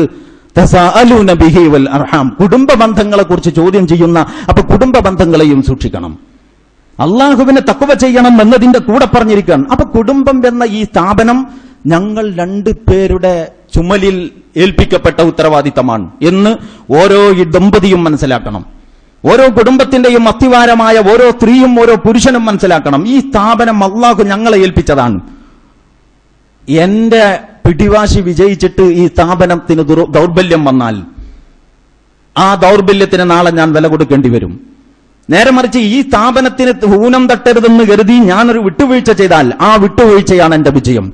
അതിന് ആ വിട്ടുവീഴ്ചക്ക് ഇഹലോകത്തും നാളെ പരലോകത്തും സ്വർഗം കിട്ടും. ദേഷ്യം ആയിഷ റളിയല്ലാഹു അൻഹയും നബി സല്ലല്ലാഹു അലൈഹി വസല്ലമയും അല്ലെങ്കിൽ നബി സല്ലല്ലാഹു അലൈഹി വസല്ലമയുടെ മറ്റു ഭാര്യമാർ, സ്ത്രീ സഹജമായ വികാര വിക്ഷോഭങ്ങളൊക്കെ അവിടെ ഉണ്ട്. നിങ്ങൾ പ്രവാചകനെ കുറിച്ച് അങ്ങനെ ഒന്ന് പഠിച്ചു നോക്കൂ. ഒരു നല്ല കുടുംബ നായകനെ നിങ്ങൾക്ക് കാണാം. നിങ്ങൾ പ്രവാചകനെ അങ്ങനെ ഒന്ന് പഠിച്ചു നോക്കൂ, ഒരു നല്ല കുടുംബ നായകനെ നിങ്ങൾക്ക് കാണാം. ആയിഷ റളിയല്ലാഹു അൻഹ ഒരിക്കൽ ദേഷ്യം പിടിച്ചിട്ട് പലഹാരത്തിന്റെ പാത്രം അങ്ങ് വലിച്ചെറിയുന്നു. അർരിജാലു ഖവ്വാമൂന അലൻ നിസാ, ഖുർആനിലുള്ളതല്ലേ, അള്ളാന്റെ റസൂലല്ലേ നമ്മളെ പഠിപ്പിച്ചത്. നിങ്ങളുടെ ഭാര്യ നിങ്ങളോട് അനുസരണക്കേട് കാണിക്കുന്നുവെങ്കിൽ അവളെ ഉപദേശിക്കണം. അതിനും എന്നിട്ടും അവൾക്ക് മാറ്റം വരുന്നില്ലെങ്കിൽ കിടപ്പറയിൽ നിന്നും അവളെ മാറ്റിക്കിടത്തണം. എന്നിട്ടും അവൾ വഴങ്ങുന്നില്ലെങ്കിൽ അവളെ അടിക്കണം. വിശുദ്ധ ഖുർആനിലുള്ളതല്ലേ. റസൂലുള്ളാഹി സ്വല്ലല്ലാഹു അലൈഹി വസല്ലമ ആ നിയമമല്ല നടപ്പാക്കുന്നത്. പിന്നെയോ ഹുന്ന ലിബാസുൽ ലക്കും വ അൻതും ലിബാസുൽ ലഹുൻ വഖദ് അഫ്ളാ ബഅലുക്കും മിൻ ബഅൽ. ആ വികാരമാണ്. ആയിഷ റളിയല്ലാഹു അൻഹ ദേഷ്യം പിടിച്ച് പൊട്ടിത്തെറിച്ച് വലിച്ചെറിഞ്ഞ സാധനം നബി സല്ലല്ലാഹു അലൈഹി വസല്ലം പെറുക്കിയെടുക്കാൻ. വളരെ ലളിതമാണ് ആ പ്രശ്നത്തിന്റെ പരിഹാരം. നേരെ മറിച്ച് അവിടെ നമ്മൾ അധികാരം പ്രയോഗിക്കുമ്പോൾ അത് വലിയ ഒരു സങ്കീർണമായ പ്രശ്നത്തിലേക്ക് വഴി തുറക്കുകയാണ്. വിട്ടുവീഴ്ച ഏതെങ്കിലും ഒരാൾ ചെയ്യേണ്ട കാര്യമല്ല. ഈ സ്ഥാപനത്തിന് കോട്ടം തട്ടാതിരിക്കാൻ വേണ്ടി ഉചിതമായ സ്ഥാനത്ത് വിട്ടുവീഴ്ച ചെയ്യാൻ 2 പേരും ബാധ്യസ്ഥരാണ്. പുരുഷൻ വിട്ടുവീഴ്ച ചെയ്യുമ്പോൾ ഒരുപക്ഷെ സ്ത്രീ വിജയിച്ചെന്ന് വരും, വിജയിച്ചതുപോലെ തോന്നും. ആ വിജയമായിട്ട് അവൾ ആഘോഷിക്കരുത്, അതൊരു പരാജയമായിട്ട് ഇദ്ദേഹം കാണരുത്. തിരിച്ചും സംഭവിക്കും. 2 പേരും ഒരേ സമയം ദേഷ്യം പിടിച്ചാൽ ഈ സ്ഥാപനം തന്നെ തകർന്നു പോകും. ദേഷ്യം മനുഷ്യപ്രകൃതത്തിന്റെ ഭാഗമാണ്, നിയന്ത്രിക്കാമെന്നൊക്കെ പറഞ്ഞാലും സംഭവിക്കാവുന്നതാണ്. പക്ഷേ ഔചിത്യബോധത്തോടെ ചില്ലറ ചുമതലയല്ല ഇത്. മീസാക്കൻ അലീൽ, മീസാക്കൻ വലീൽ. മീസാക്കൻ വലീൽ എന്ന വാക്ക് അല്ലാഹു സുബ്ഹാനഹു വ തആല വിശുദ്ധ ഖുർആനിൽ വേറെ പ്രയോഗിച്ചത് എവിടെയാ? പ്രവാചകന്മാരിൽ നിന്ന് അള്ളാഹു എടുത്ത കരാറിനെ വിശേഷിപ്പിക്കാനാണ്. ആ വാക്കുപയോഗിച്ചുകൊണ്ടാണ് ഈ ഉടമ്പടിയെ അള്ളാഹു വിശേഷിപ്പിച്ചത്. അത്രയും വലിയ ഉടമ്പടി കൊണ്ടാണ് നിങ്ങൾ കളിക്കുന്നത് എന്ന് ഓരോ ദമ്പതികളും ഓർക്കണം. അതുകൊണ്ട് ദമ്പതികൾക്ക് അവരുടെ ഒരു വശം അശ്റുഹുന്ന ബിൽ മഅറൂഫ്, അവരോട് നല്ല നിലയിൽ വർത്തിക്കണം എന്ന് പറഞ്ഞതിന്റെ ഒരു വശം കാര്യങ്ങൾ അവരോട് കൂടിയാലോചിക്കണം. എല്ലാ ഭർത്താക്കന്മാരായ കുടുംബനാഥന്മാരായ ആളുകളോടും വളരെ ശക്തമായ ഭാഷയിൽ ഞാൻ ഈ സന്ദർഭത്തിൽ പറയുകയാണ്, നിങ്ങളുടെ വീട്ടിലെ പ്രധാനപ്പെട്ട കാര്യങ്ങൾ മുഴുവൻ നിങ്ങളുടെ ഇണകളുമായിട്ട് നിങ്ങൾ കൂടിയാലോചിക്കണം. 5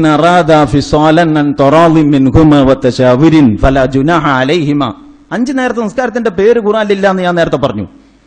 അതിന്റെ റക്അത്തുകളുമില്ല, റുക്കൂഉ സുജൂദ് എണ്ണം ഒന്നും അല്ല പറഞ്ഞിട്ടില്ല. ഒക്കെ ഹദീസുകളിലാണുള്ളത്. നമുക്കത് മതി. പക്ഷെ ഖുർആൻ ഇത്ര കട്ടിയുണ്ടല്ലോ, നിങ്ങൾ എടുത്തു നോക്കൂ. ഇത്രയും കട്ടിയുള്ള ഈ കിതാബ് പിന്നെ എന്ത് പറഞ്ഞിട്ടാണ് ഈ പേജുകൾ നിറച്ചത്? അതാണ്. അപ്പൊ അള്ളാഹ് പറയുന്ന ഒരു വിഷയം ഇതാണ്. എന്താ? നിങ്ങളുടെ കുട്ടികൾക്ക് മുലകുടി നിർത്താൻ നിങ്ങൾ 2 പേരും ഉദ്ദേശിച്ചാൽ, ഈ ഉഭയകക്ഷി സമ്മതത്തോടെ ചർച്ച ചെയ്തിട്ട് ഇനി മുലകുടി നിർത്താം എന്ന് 2 കൊല്ലം തികയുന്നതിന് മുമ്പ് തന്നെ നിർത്താമെന്ന് നിങ്ങൾ തീരുമാനിച്ചാൽ ഫലാ ജുനാഹ അലൈഹിമ, 2 പേരും ആക്ഷേപാർഹരല്ല. അല്ലാഹു സുബ്ഹാനഹു വ തആല പറയാം, അർത്ഥമറിയാതെ കേവല പാരായണം തന്നെ പുണ്യകരമായ ഒരു കിതാബിൽ അല്ലാഹു സുബ്ഹാനഹു വ തആല ഇത്തരം വിഷയങ്ങൾ പ്രാധാന്യപൂർവ്വം പറഞ്ഞെങ്കിൽ പടച്ചവൻ അതിന് കൊടുത്ത സ്ഥാനം എത്രയാണ്. അതുകൊണ്ട് കൂടിയാലോചന, ശൂറാ സ്വഭാവം ഇത് നമ്മുടെ വീടുകളിൽ വേണം. ഒക്കെ നമ്മൾ ഒറ്റയ്ക്ക് തീരുമാനിക്കരുത്. അങ്ങനെ തീരുമാനിക്കാൻ നമുക്ക് അധികാരമില്ലെന്ന് ഓരോ പുരുഷനും മനസ്സിലാക്കണം.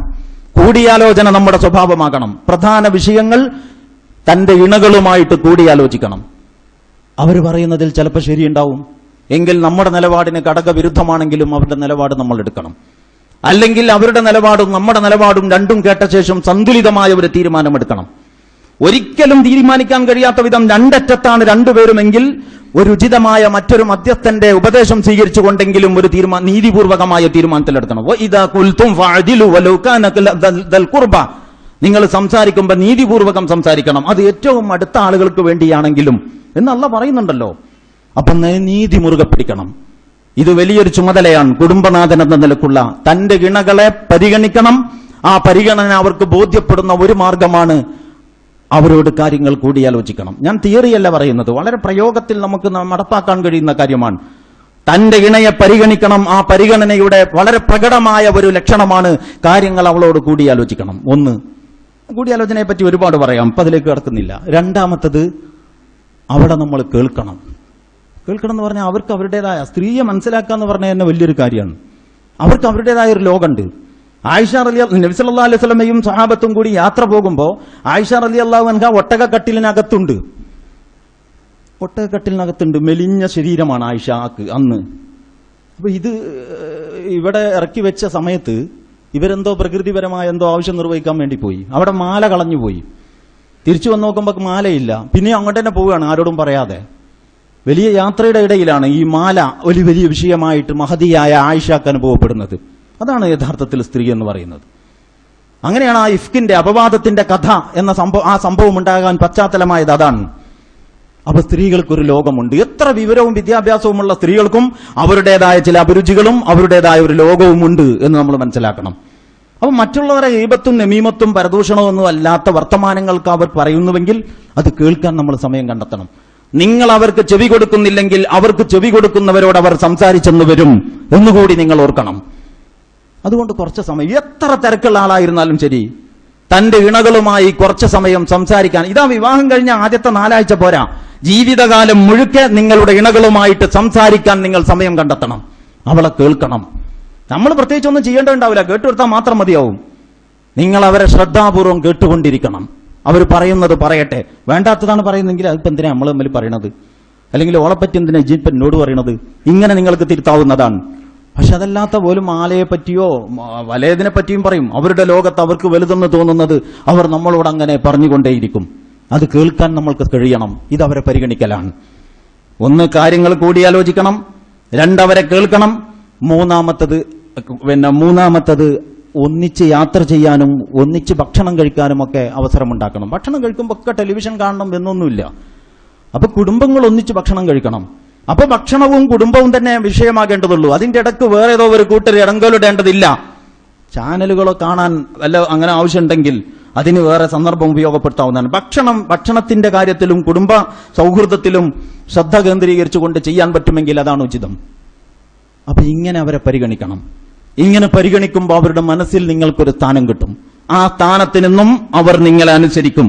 അതുകൊണ്ട് ഭർത്താക്കന്മാരോട് നമ്മൾ ഈ സന്ദർഭത്തിൽ പറയാൻ ഉദ്ദേശിക്കുന്നു, നിങ്ങൾ നിങ്ങളുടെ ഇണകളെ പരിഗണിക്കണം. ഇണകളായ മുഴുവൻ സ്ത്രീകളോടും ഞാൻ പറയാൻ ഉദ്ദേശിക്കുന്നു, നിങ്ങൾ നിങ്ങളുടെ ഭർത്താക്കന്മാരെ അനുസരിക്കണം. ഈ അനുസരണം അള്ളാഹുവിനുള്ള അനുസരണത്തിന്റെ ഭാഗമാണെന്ന് നിങ്ങൾ മനസ്സിലാക്കണം. അങ്ങനെ ഭർത്താവ് ഭാര്യയെ പരിഗണിക്കുകയും ഭാര്യ ഭർത്താവിനെ അനുസരിക്കുകയും ചെയ്യുന്നുവെങ്കിൽ അത്തരം കുടുംബങ്ങളിൽ ഭാര്യ ഭർത്താക്കന്മാരെ അനുസരിക്കുകയും പരിഗണിക്കുകയും ചെയ്യുന്ന മക്കളുണ്ടാകും എന്ന് നാം പ്രതീക്ഷിക്കുന്നു. ഈ രണ്ടാലൊരു ഗുണം നിങ്ങളുടെ കുടുംബത്തിലില്ലെങ്കിൽ പല തകരാറുകളുമുള്ള മക്കൾ നിങ്ങൾക്ക് ലഭിച്ചുകൊണ്ടിരിക്കും എന്ന് നിങ്ങൾ ഓർക്കണം. ഇത് വളരെ പരസ്പരം ബന്ധപ്പെട്ട് കിടക്കുന്നതാണ്. സ്നേഹം കഴിഞ്ഞ ആഴ്ച പറഞ്ഞതുപോലെ കൊടുക്കാതെ കിട്ടുന്ന ഒരു സാധനമല്ല. സ്നേഹം എത്ര കൊടുത്താലും തീരുന്ന സാധനവുമല്ല. അതുകൊണ്ട് ഈ വക വിഷയങ്ങളിൽ വളരെ ശ്രദ്ധയോടെ ഈ സ്ഥാപനത്തിന് തകരാറ് സംഭവിക്കാതെ കൊണ്ടു നടത്തേണ്ട ചുമതല അള്ളാഹുവിനാൽ ഏൽപ്പിക്കപ്പെട്ടവരാണ് ഞങ്ങൾ രണ്ടുപേരും എന്ന് ഓരോ ദമ്പതികളും മനസ്സിലാക്കണം. അത് വളരെ വലിയ ഉത്തരവാദിത്തമാണ്. വത്തഖുല്ലാഹല്ലദീ തസഅലൂന ബിഹി വൽ അർഹാം. അള്ളാഹു നമ്മെ കാത്തുരക്ഷിക്കുമാറാകട്ടെ.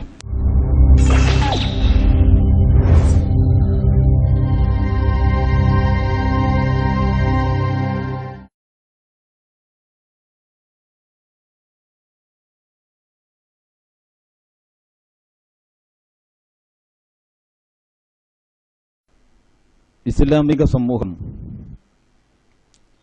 അതിൻ്റെ ആദ്യ ഘട്ടത്തിൽ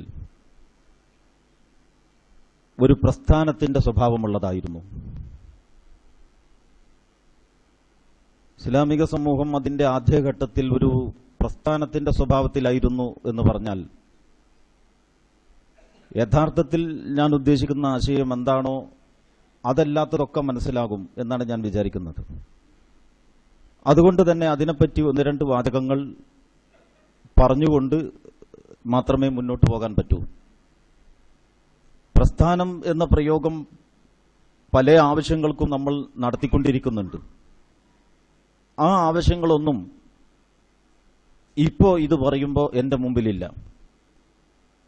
പ്രസ്ഥാനം എന്ന വാക്ക് മലയാളത്തിൽ ഒരു ശബ്ദം മാത്രമാണ്, പ്രത്യേകിച്ചൊന്നും മനസ്സിലാകില്ല.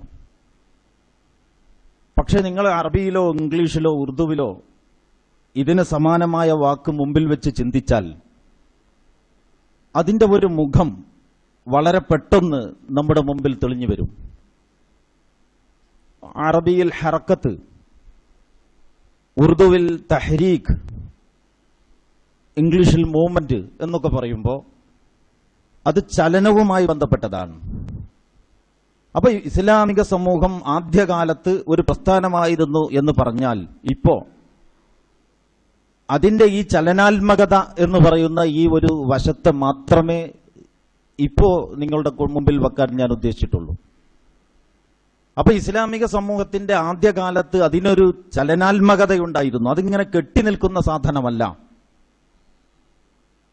എന്ന് പറഞ്ഞാൽ അതുകൊണ്ട് ഉദ്ദേശിക്കുന്നത് ഒരാളിലേക്ക് ഇസ്ലാമിന്റെ സന്ദേശം എത്തി. ഇസ്ലാമിക സമൂഹത്തിന്റെ ആദ്യകാല ചരിത്രം പരിശോധിച്ചാൽ അത് കാണാം. റസൂലുള്ളാഹി സ്വല്ലല്ലാഹു അലൈഹി വസല്ലമയിൽ നിന്ന് അബൂബക്കർ സിദ്ദീഖ് റളിയല്ലാഹു അൻഹുവിലേക്ക് എത്തി. ഒരു കുലീന കുടുംബത്തിൽപ്പെട്ട ഒരു പുരുഷൻ എന്ന നിലക്ക് അബൂബക്കർ സിദ്ദീഖ് റളിയല്ലാഹു അൻഹു. അടിമകളും സ്ത്രീകളും കുട്ടികളൊക്കെ ഉണ്ട് കൂട്ടത്തിൽ.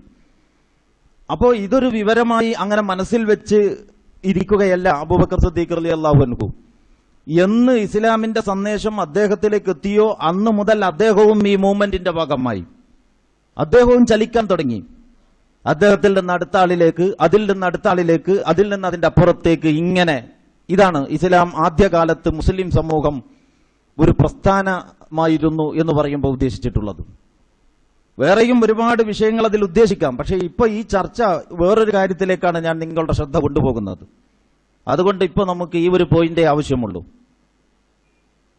അതുകൊണ്ട് അപ്പോൾ മാത്രമല്ല, ഇസ്ലാമിനെ അല്ലാഹു സുബ്ഹാനഹു വ തആല നൂർ എന്ന്, അല്ലാഹു വലിയുല്ലദീന ആമനു യുഖ്രിജുഹും മിനൽ-ളുലുമാതി ഇലൻ-നൂർ. അപ്പോൾ അൻ-നൂർ, അല്ലാഹു സുബ്ഹാനഹു വ തആല വിശ്വാസികളുടെ രക്ഷകനാണ്. അവൻ അവരെ ഇരുട്ടുകളിൽ നിന്ന് വെളിച്ചത്തിലേക്ക് നയിക്കുന്നു എന്ന് ഖുർആൻ പ്രയോഗിച്ചെടുത്ത് വെളിച്ചം. എന്താ വെളിച്ചത്തിന്റെ പ്രത്യേകത? ഒരു സഭ ഇങ്ങനെ വട്ടത്തിൽ ഇരുന്നിട്ട് വിളക്ക്, പെട്രോൾ മാക്സോ അല്ലെങ്കിൽ എന്തെങ്കിലും ഒരു വെളിച്ചം നൽകുന്ന ഒരു ഉപകരണം ആ സഭയുടെ നടുവിൽ വെച്ചാൽ അതിലെ വെളിച്ചം ഏതെങ്കിലും ഒരു പ്രത്യേക ആളുകളിലേക്ക് മാത്രം പോകില്ല. ആ ഇരിക്കുന്നതിൽ ഏതൊക്കെ മതസ്ഥരോ, പല മതസ്ഥരും കൂടിയാണ് വട്ടത്തിൽ ഇരിക്കുന്നത് എന്ന് സങ്കല്പിക്കുക. അതിന്റെ നടുവിലാണ് നമ്മളൊരു ഒരു വിളക്ക് കത്തിച്ചു വെച്ചത്. ആ വിളക്കിന്റെ വെളിച്ചത്തിന്റെ തോതനുസരിച്ച് എല്ലാവർക്കും അതിന്റെ പ്രയോജനം കിട്ടും. ഇസ്ലാമിന്റെ ആദ്യകാലത്ത് ഇസ്ലാം ഒരു പ്രസ്ഥാനമായിരുന്നു എന്ന് പറയുമ്പോൾ രണ്ടാമത്തെ വശം അതാണ്. എന്ന് പറഞ്ഞാൽ മുസ്ലിം സമുദായത്തിലേക്ക് മാത്രമല്ല, എല്ലാ മനുഷ്യരിലേക്കും പ്രഭ പരത്തിക്കൊണ്ടിരിക്കുന്ന ചലനാത്മകതയുള്ള ഒന്നായിരുന്നു ഇസ്ലാം, മുസ്ലിം സമൂഹം ആദ്യകാലത്ത് എന്നുള്ളതാണ്. അതാണ് ഒരു നൂറ്റാണ്ടിന്റെ മൂന്നിലൊന്ന് കൊണ്ട് ലോകത്തിന്റെ മൂന്നിലൊന്നിനെ അതിജയിക്കാൻ ഇസ്ലാമിന് സാധിച്ചത്. ഒരു നൂറ്റാണ്ടിന്റെ മൂന്നിലൊന്ന് കൊണ്ട് ലോകത്തിന്റെ മൂന്നിലൊന്നിനെ. വലിയ അത്ഭുതമാണ്. ഒരു ദർശനവും ഒരു വ്യവസ്ഥയും ഒരു പ്രത്യയശാസ്ത്രവും ഇങ്ങനെ ലോകത്ത് പ്രചരിച്ചിട്ടില്ല. ഇതാണ് ആദ്യകാലത്തെ ഇസ്ലാമിക സമൂഹത്തിന്റെ ഉദ്ദേശം. ഇതിപ്പോ വിശദീകരിക്കലല്ല എന്റെ വിഷയം എന്നതുകൊണ്ട് ഞാൻ ഇതിങ്ങനെ പറയുന്നേ ഉള്ളൂ. പക്ഷെ കുറച്ചു കാലം മുന്നോട്ട് പോയപ്പോ, കുറച്ചു കാലം എന്ന് പറയുമ്പോൾ കുറച്ചധികം വർഷം മുന്നോട്ട് പോയപ്പോ ഇസ്ലാമിക സമൂഹത്തിന്റെ ഈ പ്രസ്ഥാനം എന്ന സ്വഭാവം നഷ്ടപ്പെട്ടു. പിന്നെ അതൊരു സമുദായമായി. പ്രസ്ഥാനമായിരുന്ന കാലത്ത് എല്ലാവരിലേക്കും, ജാതി മത വർഗ വംശ വർണ്ണ വ്യത്യാസങ്ങൾക്കതീതമായി എല്ലാ മനുഷ്യരിലേക്കും, ഒരാളിൽ നിന്ന് മറ്റൊരാളിലേക്ക്, അതിൽ നിന്ന് അടുത്തേക്ക് എന്ന മട്ടിൽ കെട്ടി നിൽക്കാതെ അങ്ങനെ ഒഴുകിക്കൊണ്ടേയിരിക്കുകയാണ് ഇസ്ലാം. പിന്നെ സമുദായമായപ്പോൾ എന്ത് സംഭവിച്ചു? ബാപ്പയും മക്കളും, സ്വാഭാവികമായിട്ടും അവർ ജന്മം നൽകുന്ന ഈ കുട്ടികൾ, പിന്നെ അവരുടെ മക്കൾ. നമ്മൾ നബിദിന ജാഥയിൽ നിങ്ങൾ കേട്ടിരിക്കും, തലമുറ കൈമാറി കെടാതെ നമ്മൾ സൂക്ഷിക്കും. ഏതോ ഒരു മുദ്രാവാക്യത്തിന്റെ ഒരു വരിയിൽ അങ്ങനെയുണ്ട്. അത് സമുദായത്തിന്റെ ഒരു ലൈനാണത്. അതായത് നമ്മൾ നമ്മുടെ മാതാപിതാക്കൾ അവരുടെ മക്കളിലേക്ക്, അവരിൽ നിന്ന് അവരുടെ മക്കളിലേക്ക്, അവിടെ നിന്ന് അതിന്റെ ഇങ്ങനെ തലമുറകളിലൂടെ ഇങ്ങനെ കൈമാറ്റം ചെയ്യപ്പെടും. തൊട്ടപ്പുറത്ത് തന്നെ വേറെ മതസ്ഥരുണ്ടാകും, അവരോട് ഒരു വിഷയമില്ല, ഏത് മതസ്ഥരായാലും ശരി. ഇത് ഈ ഒരു ചാലിലൂടെ അങ്ങനെ ഒഴുകണം. പക്ഷെ ഒരു ഗുണം അതിനുണ്ട്. കുറെ കുഴപ്പങ്ങൾ ആ സാമുദായിക ഘടനക്കുണ്ടെങ്കിലും ഒരു ഗുണം അതിനുണ്ട്. അത് ഈ പറഞ്ഞത് തന്നെയാണ്. ബാപ്പയും ഉമ്മയും ദീനുള്ളവരാണെങ്കിൽ അവരുടെ മക്കളും ദീനുള്ളവരായിരിക്കും. ബാപ്പ 5 നേരം നമസ്കരിക്കുന്നവനാണെങ്കിൽ മകനും അങ്ങനെ തന്നെ ആകണം എന്ന് ബാപ്പാക്ക് ശാഠ്യമുണ്ട്.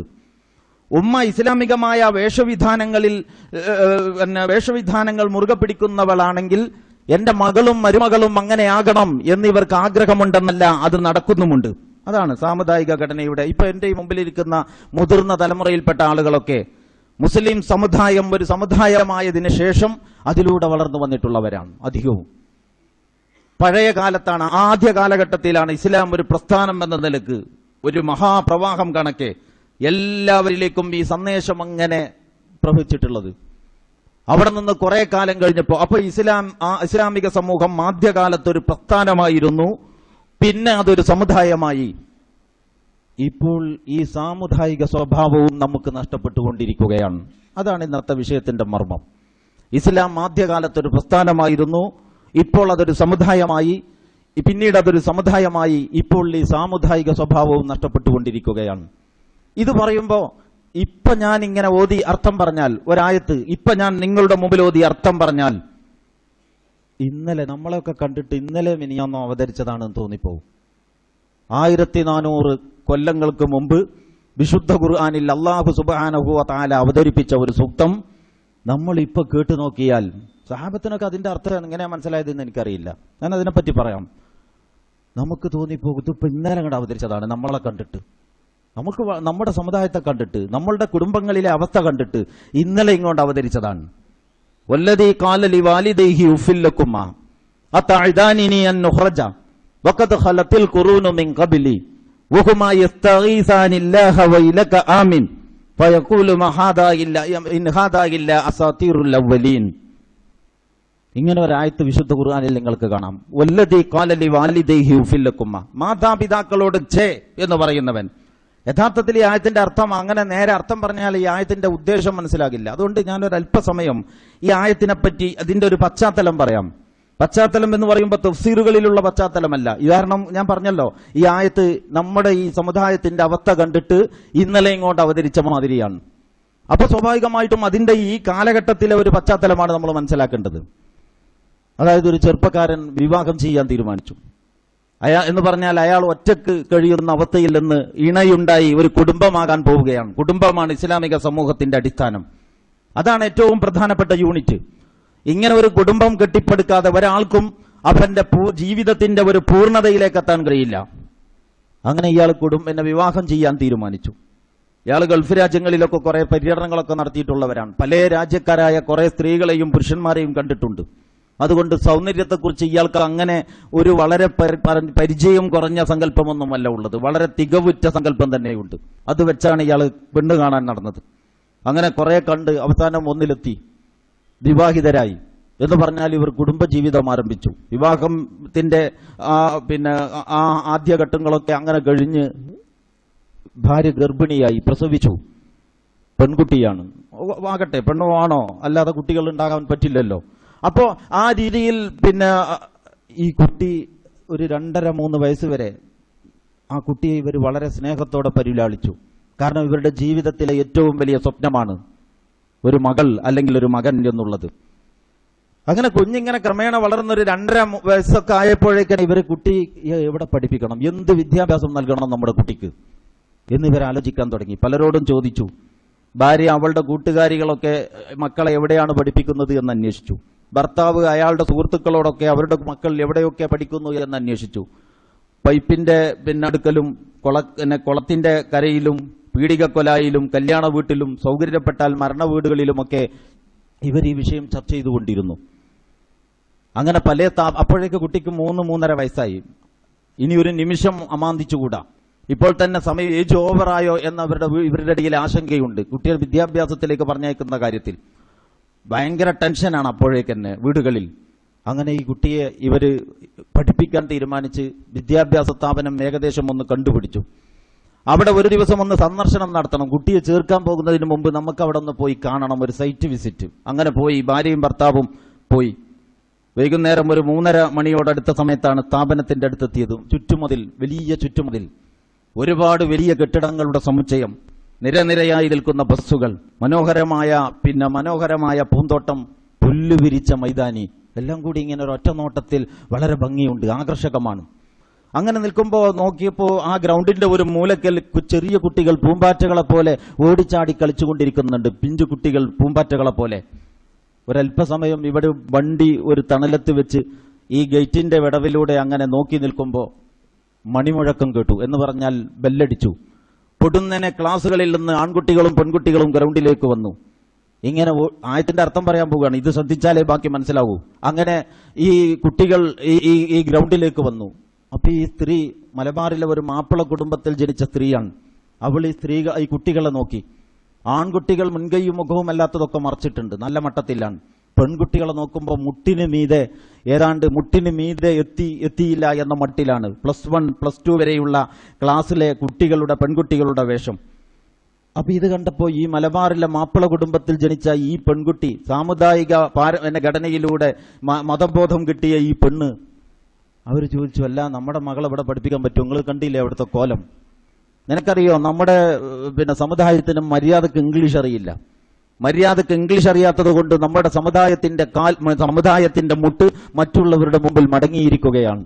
നമ്മുടെ മകളുടെ കാൽമുട്ട് കണ്ടിട്ടാണെങ്കിലും വേണ്ടില്ല, സമുദായത്തിന്റെ മുട്ട് നിവരട്ടെ. അപ്പൊ നല്ലൊരു സമുദായ സ്നേഹിയാണ് ഈ മനുഷ്യൻ. അവള് വടിവത്ത ഇംഗ്ലീഷ് പഠിക്കട്ടെ, ഇതാണ് അദ്ദേഹത്തിന്റെ ഉദ്ദേശം. അങ്ങനെ ഇവളുടെ ഈ ആശയക്കുഴപ്പമൊക്കെ അദ്ദേഹം ഉപദേശിച്ചു മാറ്റി. പറഞ്ഞല്ലോ നേരത്തെ അദ്ദേഹത്തിന് ലോകപരിചയമുണ്ട് എന്ന്.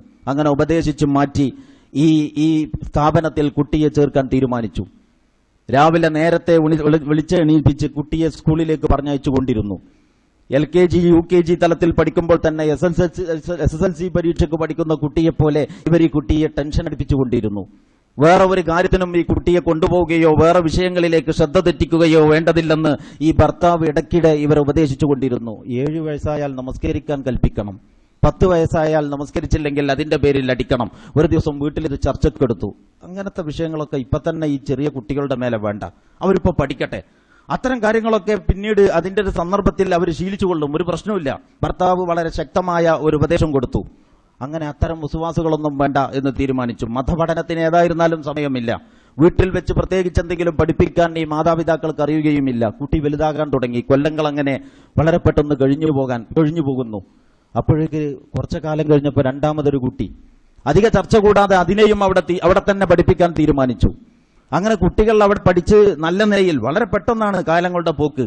കുട്ടികൾ വലുതായി എന്നല്ല, അവർ നല്ല ഉദ്യോഗസ്ഥന്മാരായി. അവർ വീട്ടിൽ തമ്മിൽ ഇംഗ്ലീഷിലാണ് സംസാരിക്കുന്നത്. ഉമ്മ എന്തെങ്കിലും പറഞ്ഞാൽ, അല്ലെങ്കിൽ ഉപ്പയുടെ ഉമ്മ എന്തെങ്കിലും പറഞ്ഞാൽ ഇവർ അതൃപ്തിയാണെങ്കിൽ അവരെ നല്ല ചൂടായ ഇംഗ്ലീഷ് ഭാഷയിൽ തെറി വിളിക്കുന്നതൊക്കെ ഈ മകൻ പലപ്പോഴും കേട്ടു. പക്ഷേ പ്രത്യേകിച്ച് അതിലൊന്നും അങ്ങനെ ഇടപെട്ടില്ല. അല്ലെങ്കിലും ഈ പ്രായമുള്ള ആളുകൾക്ക് ഓരോ വിശ്വാസമാണ്. ആവശ്യമില്ലാത്തതിലൊക്കെ അവരങ്ങനെ കുട്ടികളെ ഉപദ്രവിച്ചുകൊണ്ടും അവരെ അസ്വസ്ഥപ്പെടുത്തിക്കൊണ്ടും ഇരിക്കും.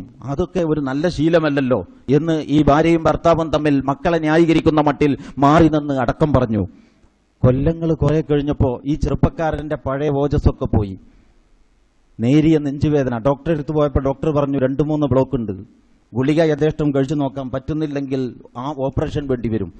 നിങ്ങൾ ഓർക്കണം, മുമ്പ് ഇവരുടെ വീട് വളരെ ചെറുതാണ്. വിപ്ലവകരമായ ഈ തീരുമാനമെടുത്ത കാലത്ത് ഇവരുടെ വീട് വളരെ ചെറുതാണ്.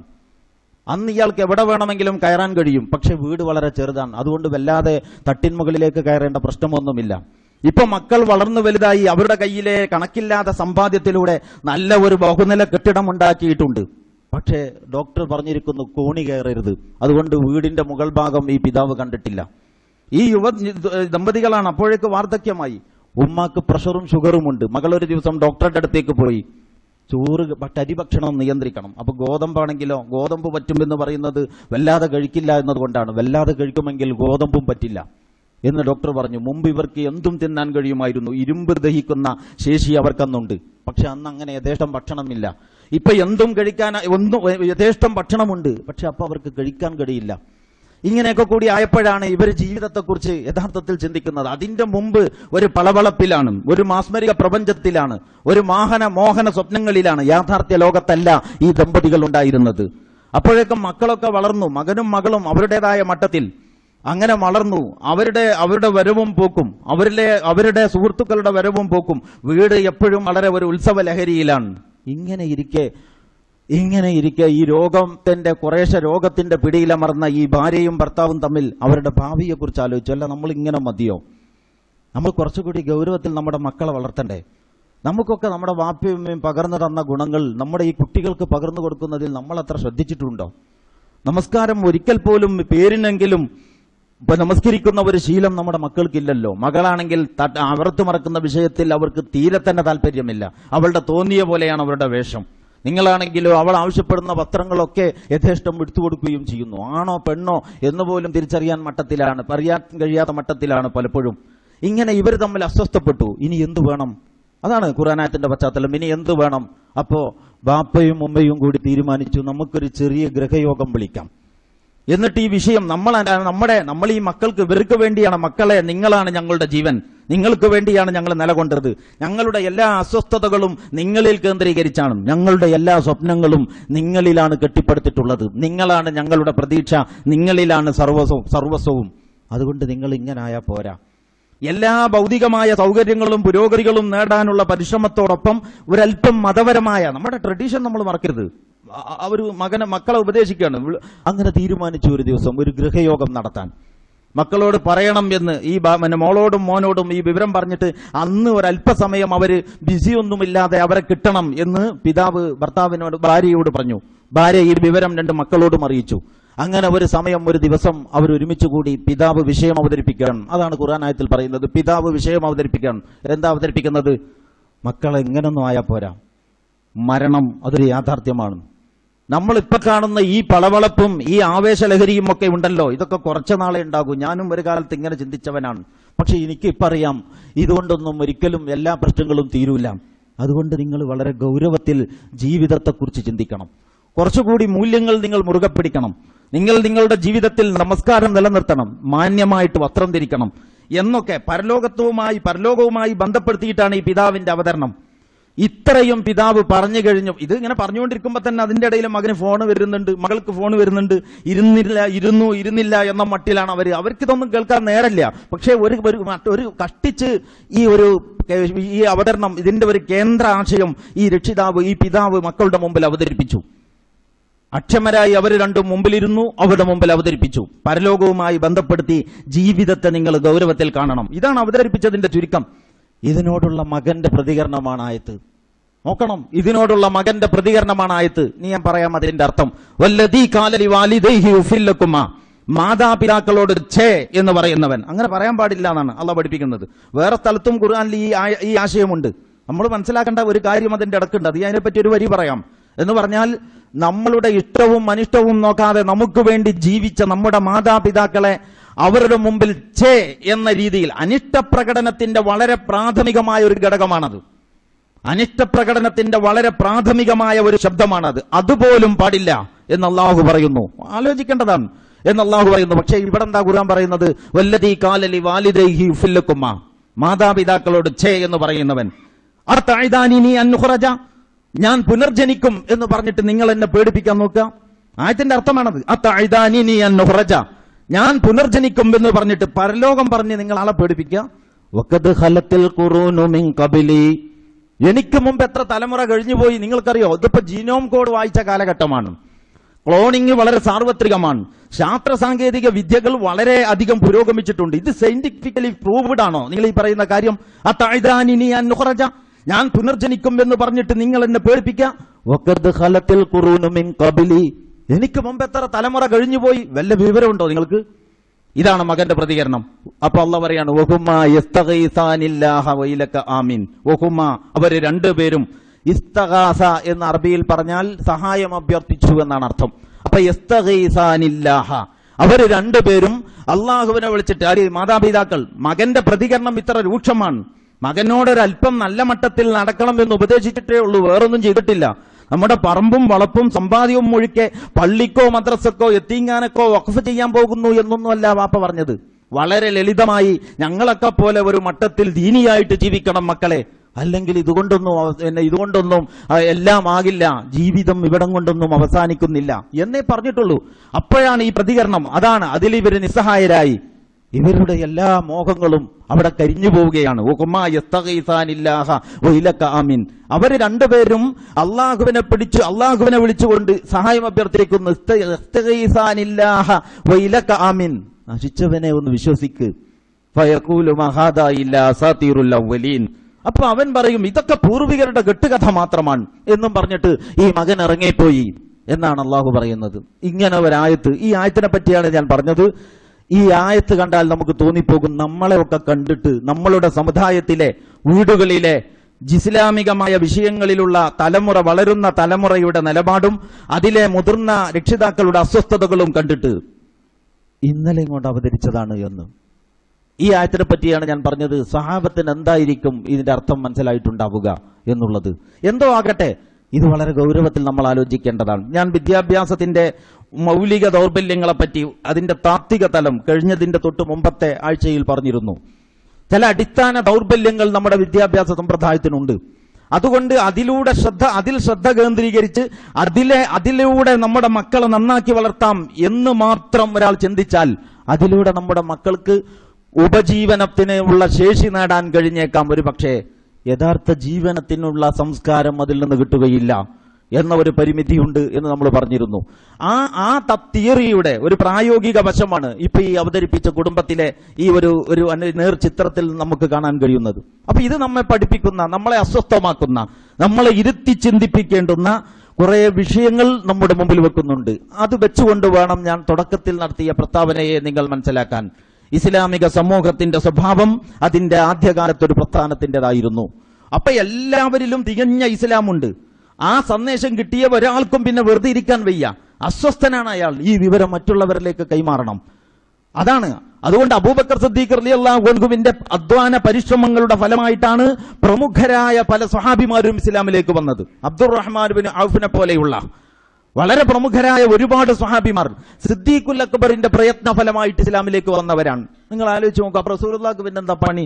അപ്പൊ റസൂലുള്ള ഉണ്ടായിരിക്കെ, റസൂലുള്ള ദഅവ പ്രവർത്തനങ്ങൾ നടത്തിക്കൊണ്ടിരിക്കെ, ഇസ്ലാമിക പ്രചാരണത്തിൽ അശ്രാന്ത പരിശ്രമങ്ങളിൽ ഏർപ്പെട്ടിരിക്കെ, റസൂലുള്ളാഹി സല്ലല്ലാഹു അലൈഹി വസല്ലമയിൽ നിന്ന് ഈ സന്ദേശം കിട്ടിയ അബൂബക്കർ സിദ്ദീഖ് റളിയല്ലാഹു അൻഹു ഈ മൂവ്മെന്റിന്റെ, ഈ ഹർക്കത്തിന്റെ, ഈ തഹരീക്കിന്റെ, ഈ പ്രവാഹത്തിന്റെ ഭാഗമായി പിന്നെ സ്വന്തം ജീവിതത്തിൽ അത് പകർത്തി മറ്റുള്ളവരിലേക്ക് അതെത്തണം.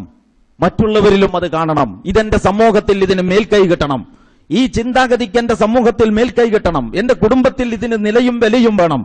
അതാണ് അവരെ അസ്വസ്ഥപ്പെടുത്തിയ ചിന്താഗതി. അതിലാണ് അവർ പരിശ്രമിച്ചത്. ആ ഒരു ഉയർന്ന മാനസികാവസ്ഥ ലോകത്ത് നിലനിന്നപ്പോ ഇസ്ലാമിക സമൂഹം അത്ഭുതം സൃഷ്ടിച്ചു. ആദ്യകാലത്തൊരു പ്രസ്ഥാനമായിരുന്നു. അവിടെ നിന്ന് കുറെ വർഷം കഴിഞ്ഞപ്പോ, കുറെ നൂറ്റാണ്ടുകൾ കഴിഞ്ഞപ്പോ ഇതൊരു സാമുദായിക ഘടനയിലേക്ക് ചുരുങ്ങി.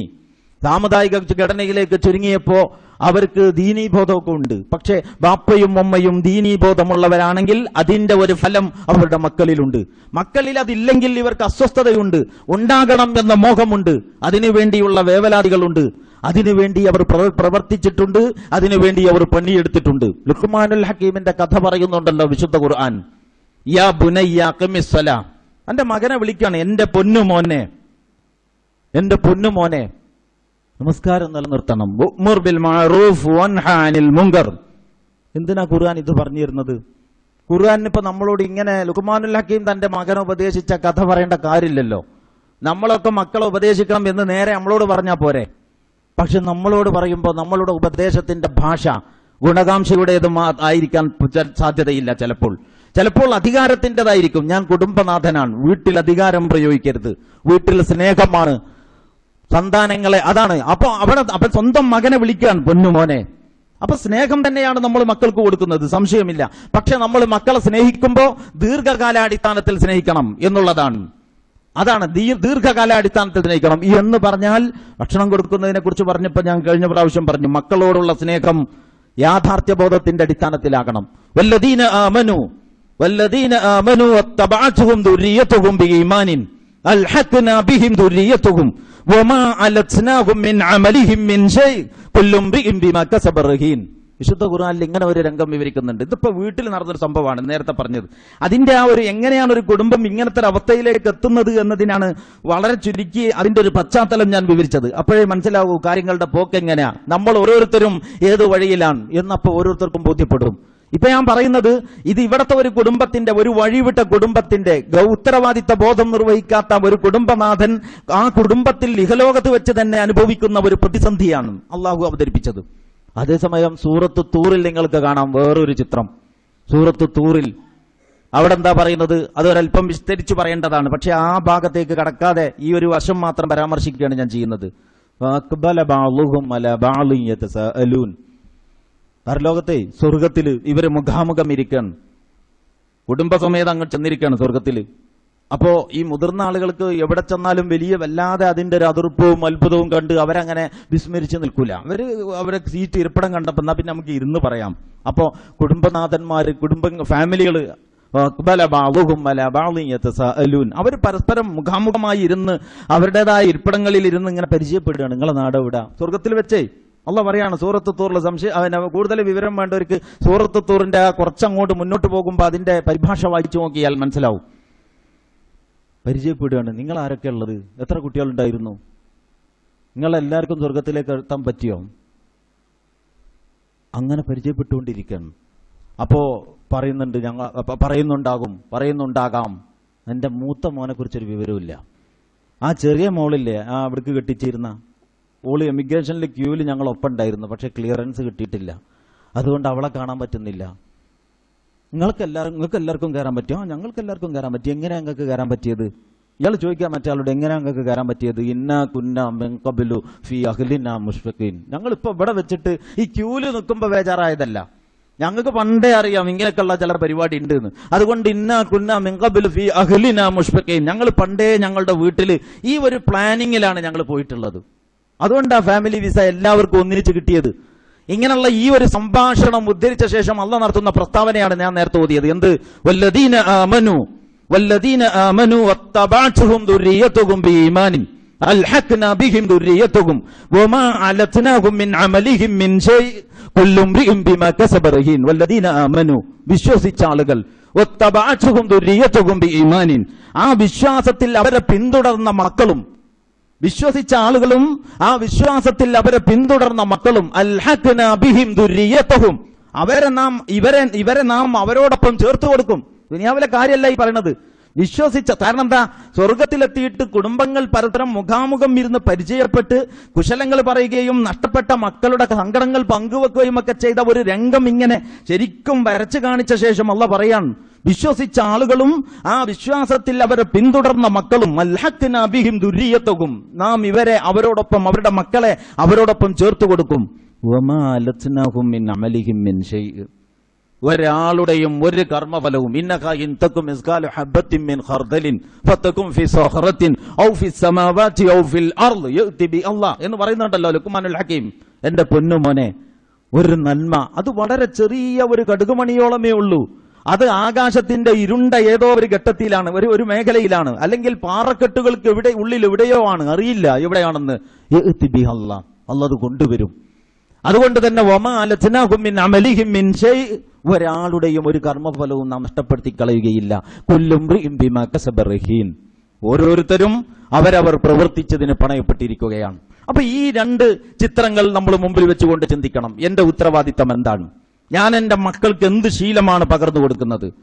അവരുടെ പഠനം, അവരുടെ വളർച്ച എല്ലാം ആവശ്യമാണ്. പക്ഷേ അവരുടെ ഇസ്ലാമികമായ ഒരു സംസ്കാരമുള്ള ഒരു സംഘത്തോടൊപ്പം ചേർന്ന് നിലകൊള്ളുക എന്നുള്ളത്, ശീലങ്ങൾ, ഇസ്ലാമിക ശീലങ്ങൾ അതിന്റെ ബാലപാഠത്തിൽ തന്നെ അവരുടെ മനസ്സുകളിൽ കോറിയിടാൻ പരിശ്രമിക്കുക എന്നുള്ളത് പഠനത്തിന്റെയും വിദ്യാഭ്യാസത്തിന്റെയും അനിവാര്യമായ ഒരു ഭാഗമായിട്ട് നമ്മൾ കാണണം. ഇസ്ലാമിക പ്രവർത്തനത്തിലേക്ക് കുട്ടികൾ അതിനൊന്നും ഇപ്പൊ ആവശ്യമില്ല. അതൊക്കെ ആവശ്യമുണ്ടെങ്കിൽ പിന്നെ ബോധം വരുമ്പോൾ പോലും പ്രവർത്തിച്ചോളും. അപ്പൊ ആ ഭാഗം കഴിഞ്ഞു. പള്ളിയിൽ ജമാഅത്തിന് പോകുമ്പോൾ മക്കളെ, പള്ളിയിൽ ജമാഅത്തിനൊക്കെ വന്നിട്ടുണ്ടെങ്കിൽ ഇക്കാമത്ത് കൊടുക്കാൻ കുറച്ച് സമയമുണ്ട്, നിസ്കരിക്കുമ്പോൾ തന്നെ കുറച്ചും കൂടി ദൈർഘ്യമുണ്ട്, അവള് വീട്ടിൽ നിന്ന് വേണമെങ്കിൽ, അല്ല അവര് വേണമെങ്കിൽ വീട്ടിൽ നിന്ന് നിസ്കരിക്കട്ടെ, കുഴപ്പമില്ലല്ലോ. ഇങ്ങനെ നമ്മൾ കുട്ടികളോടുള്ള കാരുണ്യമാണ്. കാരണം എക്സാം അടുത്തിരിക്കുകയാണ്, അതുകൊണ്ട് അത് വേണ്ട. അല്ലെങ്കിൽ തന്നെ പൊതുവെ അധികം പഠിക്കാനുണ്ട്, CBSE ആണ്, കുറച്ച് വലിയ ലോഡാണ്, അതുകൊണ്ട് ഇത് വേണ്ട. അപ്പൊ ഓരോന്ന് വെട്ടിക്കുറച്ചുകൊണ്ടിരിക്കുന്നത് അവരോടുള്ള സ്നേഹം കൊണ്ടാണ്. പക്ഷെ ആ സ്നേഹത്തിന്റെ ഫലം ദീർഘകാലാടിസ്ഥാനത്തിൽ സ്നേഹമല്ല എന്നുള്ളതാണ്. അതാണ് അല്ലാഹു സുബ്ഹാനഹു വ തആല ഇങ്ങനെ ഒരു കുടുംബത്തെ നമുക്ക് അവതരിപ്പിച്ചു തന്നത്. ഈ കുടുംബത്തിന്റെ ഗതി നമ്മുടെ കുടുംബങ്ങൾക്ക് വരാതിരിക്കണം. ഈ കുടുംബത്തിലെ സ്ഥിതി നമ്മുടെ മക്കൾക്കുണ്ടാകാതിരിക്കണം. അതുകൊണ്ട് അവരെ നമ്മൾ പഠിപ്പിക്കുന്നു. ആ പഠിപ്പിക്കുന്നതോടൊപ്പം നമ്മളെ നമ്മളാക്കുന്ന മൂല്യങ്ങൾ അവരിലേക്ക് പകർന്നു കൊടുക്കുന്ന വിഷയത്തിൽ നമുക്ക് അസ്വസ്ഥതയുണ്ടാവും. മദ്രസ പ്രസ്ഥാനം ഏതാണ്ട് പരിപൂർണമായും പൊളിഞ്ഞു. എന്തൊക്കെ തകരാറുണ്ടെങ്കിലും അശാസ്ത്രീയമാണ് പഠന രീതിയെങ്കിലും വളരെ വ്യവസ്ഥാപിതമായ ഒരു മദ്രസ പ്രസ്ഥാനം നമ്മുടെ കേരളത്തിലുണ്ടായിരുന്നു. അത് നമ്മുടെ കേരളത്തിൽ നിലനിൽക്കുന്ന പ്രബല മതവിഭാഗങ്ങൾ ഉണ്ടാക്കിയതല്ല. ആ ഒരു കാഴ്ചപ്പാട് കേരളത്തിലേക്ക് കൊണ്ടുവന്നത് പരിഷ്കരണ പ്രസ്ഥാനങ്ങളാണ്. ആ പരിഷ്കരണ പ്രസ്ഥാനങ്ങളുടെ ആ ചിന്താധാരയിലേക്ക് അള്ളാഹുവിന്റെ അനുഗ്രഹത്താൽ മുസ്ലിം മുഖ്യധാര ക്രമേണ കടന്നു വന്നു. അങ്ങനെ കടന്നു വന്നിട്ട് വളരെ വ്യവസ്ഥാപിതമായ ഒരു വിദ്യാഭ്യാസ സമ്പ്രദായം ഉണ്ടായി. അങ്ങനെ രാവിലെ നമ്മളെ കുട്ടികളെ വിളിച്ചുണർത്തി പല്ല് തേച്ച് ഡ്രസ്സ് മാറ്റി ചായ കൊടുത്ത് അവരെ മദ്രസയിലേക്ക് വിട്ടു. അവര് വന്നിട്ട് അവിടെ ശേഷം ബാഗ് വെച്ച് പുതിയ ബാഗ് എടുത്ത് അവർ സ്കൂളുകളിലേക്ക് പോയി. ഇങ്ങനെ പഠിച്ചു വളർന്നവർക്ക് ഖുർആൻ ഓതാൻ അറിയാം, അത്യാവശ്യം കാര്യങ്ങൾ ചൊല്ലിപ്പറയാൻ അറിയാം, അവർക്ക് നമസ്കാരത്തിന്റെ അത്യാവശ്യമുള്ള ഘടകങ്ങൾ അറിയാം. പുതിയ തലമുറയിലും മക്കൾ എങ്ങനെയാണ് പഠിക്കുന്നത്? നിങ്ങൾ ആരെങ്കിലും ആലോചിച്ച് നോക്കിയിട്ടുണ്ടോ? ഇതൊന്നും പഠിപ്പിക്കാൻ മോറൽ സ്റ്റഡീസ് എന്ന് പറയുന്നത് പല സ്ഥാപനങ്ങളിലും ഒരു പേര് മാത്രമാണ്. അതുമാത്രമല്ല, ഈ കുട്ടികൾ രാവിലെ പോയാൽ വൈകുന്നേരം വരെ പഠിച്ചുകൊണ്ടിരിക്കുന്നതിൽ ഇത്തരം ഒരു മൂല്യങ്ങളുടെയും അടിസ്ഥാനം തിയറിയായോ പ്രാക്ടിക്കലായോ എന്ന് പറഞ്ഞാൽ തത്വമായോ പ്രയോഗമായോ അവർക്ക് പകർന്നു കൊടുക്കാൻ സ്വോദ്ദേശപൂർവമായ അവസരങ്ങളില്ല. അതുകൊണ്ട് വിദ്യാഭ്യാസ മേഖലകളിലേക്ക് മക്കളെ പറഞ്ഞയക്കുമ്പോഴും വിദ്യാഭ്യാസ പ്രവർത്തനങ്ങളെ കുറിച്ച് ചിന്തിക്കുമ്പോഴും ഇതിലൂടെ നമുക്ക് പലതും നേടാനുണ്ട്, ഇതിലൂടെ നമുക്ക് പലതും കൈവിട്ടു പോകാനും ഇടയുണ്ട് എന്ന ഒരു വിവേചന ബോധത്തോടെ തീരുമാനങ്ങൾ എടുക്കണം എന്നുള്ളതാണ്. ഇത് കഴിഞ്ഞ ആഴ്ചയിൽ മറ്റു ചില വിഷയങ്ങൾ പറയേണ്ടി വന്നതുകൊണ്ടാണ് ഈ ആഴ്ചത്തേക്ക് ഞാൻ മാറ്റിവെച്ചത്. ഇതാ തത്വം ആദ്യം പറഞ്ഞതിന്റെ തുടർച്ചയായി വരേണ്ടുന്ന ഒരു വശമായിരുന്നു. എന്തായിരുന്നാലും രക്ഷിതാക്കൾ ആലോചിക്കണം ഈ രണ്ട് കുടുംബങ്ങളെയും പറ്റി. വേറെ ഒരു പുതിയ കാര്യവും ഞാൻ ഇതിൽ പറയുന്നില്ല. ഒരു കുടുംബം നാട്ടിൽ ഇങ്ങനെ അസ്വസ്ഥപ്പെട്ടതിനെ പറ്റി വല്ലദീ ഖാല ലിവാലിദൈഹി ഉഫ്ഫിൽ ലക്കുമാ എന്ന് പറഞ്ഞ കഥ. രണ്ടാമത്തത് സ്വർഗത്തിൽ വെച്ചിട്ട് ആ കുടുംബങ്ങൾ തമ്മിൽ പരിചയപ്പെടുന്നതിന്റെ രംഗം പറഞ്ഞ ശേഷം അള്ളാഹു നടത്തിയ ഈ പ്രഖ്യാപനം. വിശ്വസിച്ച ആളുകളും ആ വിശ്വാസത്തിൽ അവരെ പിന്തുടർന്ന മക്കളും, ഈ മക്കളെ നാം അവരോടൊപ്പം ചേർത്തു കൊടുക്കും. അപ്പൊ നമ്മുടെ ഈ കുടുംബം ഈ ദുനിയാവിലെ മാത്രം കുടുംബമല്ല, നമ്മുടെ ഈ കുടുംബ ജീവിതം നാളെ ആഖിറത്തിലും ഇങ്ങനെ തന്നെ തുടരും എന്നാണ് ഖുർആൻ പഠിപ്പിക്കുന്നത്. അത് വളരെ ഗൗരവപ്പെട്ട ഒരു വാഗ്ദാനമാണ്. ആ വാഗ്ദാനം പൂവണിയും നമ്മളുടെ കർമ്മപരിപാടികൾ അതിനനുസൃതമാണെങ്കിൽ ഇങ്ങനെയുള്ള പല വഴികളെയും തലങ്ങളെയും സംബന്ധിച്ച് ഇതിന്റെ ഉള്ളിൽ ഓരോന്നും വെവ്വേറെ വിശദീകരിക്കാവുന്നതാണ്. അതിലേക്കൊന്നും പോകാതെ ഈ ഒരു വശത്തെക്കുറിച്ച് നമ്മൾ ഓരോരുത്തരും ഇടയ്ക്കിടെ ആലോചിച്ചുകൊണ്ടിരിക്കണം. നമ്മൾ പലതിനെ പറ്റിയും അസ്വസ്ഥപ്പെട്ടുകൊണ്ടിരിക്കുമ്പോൾ ഇതും നമ്മുടെ അസ്വസ്ഥതകളിൽ ഇടം പിടിക്കുന്ന ഒരു വിഷയമായി മാറണം. അല്ലാഹു സുബ്ഹാനഹു വ തആല നല്ല രീതിയിൽ നമ്മളിൽ ഓരോരുത്തരും ഏൽപ്പിക്കപ്പെട്ട കുടുംബനാഥൻ എന്ന് പറയുന്ന ആ ഉത്തരവാദിത്വം ഏറ്റവും നല്ല രീതിയിൽ നിർവഹിക്കുവാൻ നമുക്ക് തൗഫീക്ക് നൽകുമാറാകട്ടെ. ഇന്നത്തെ ലോകത്തിന്റെ വിവിധ തരം വെല്ലുവിളികൾക്കിടയിൽ ഇസ്ലാമികമായ അടിത്തറകളിൽ ഒരു കുടുംബത്തെ വളർത്തി ഇസ്ലാമിക സംസ്കാരത്തോടെ തന്നെ അവരെ നിലനിർത്താനുള്ള ഒരു തൗഫീക്ക് പടച്ച തമ്പുരാൻ നമുക്ക് പ്രദാനം ചെയ്യുമാറാകട്ടെ. നമ്മെയും നമ്മുടെ കുടുംബങ്ങളെയും അല്ലാഹു സുബ്ഹാനഹു വ തആല ഈ ഖുർആൻ സൂക്തത്തിൽ പരാമർശിച്ചതുപോലെ നാളെ സ്വർഗ്ഗത്തിലും ഇങ്ങനെ ഒരുമിച്ച് കൂട്ടിത്തരുമാറാകട്ടെ. അഖൂലു ഖൗലി ഹാദാ വസ്തഗ്ഫിറുല്ലാഹ ലി വലക്കും വലിജമീഇൽ മുസ്ലിമീന വൽ മുസ്ലിമാത്ത് വസ്തഗ്ഫിറുഹു ഇന്നഹു ഹുവൽ ഗഫൂറുർ റഹീം.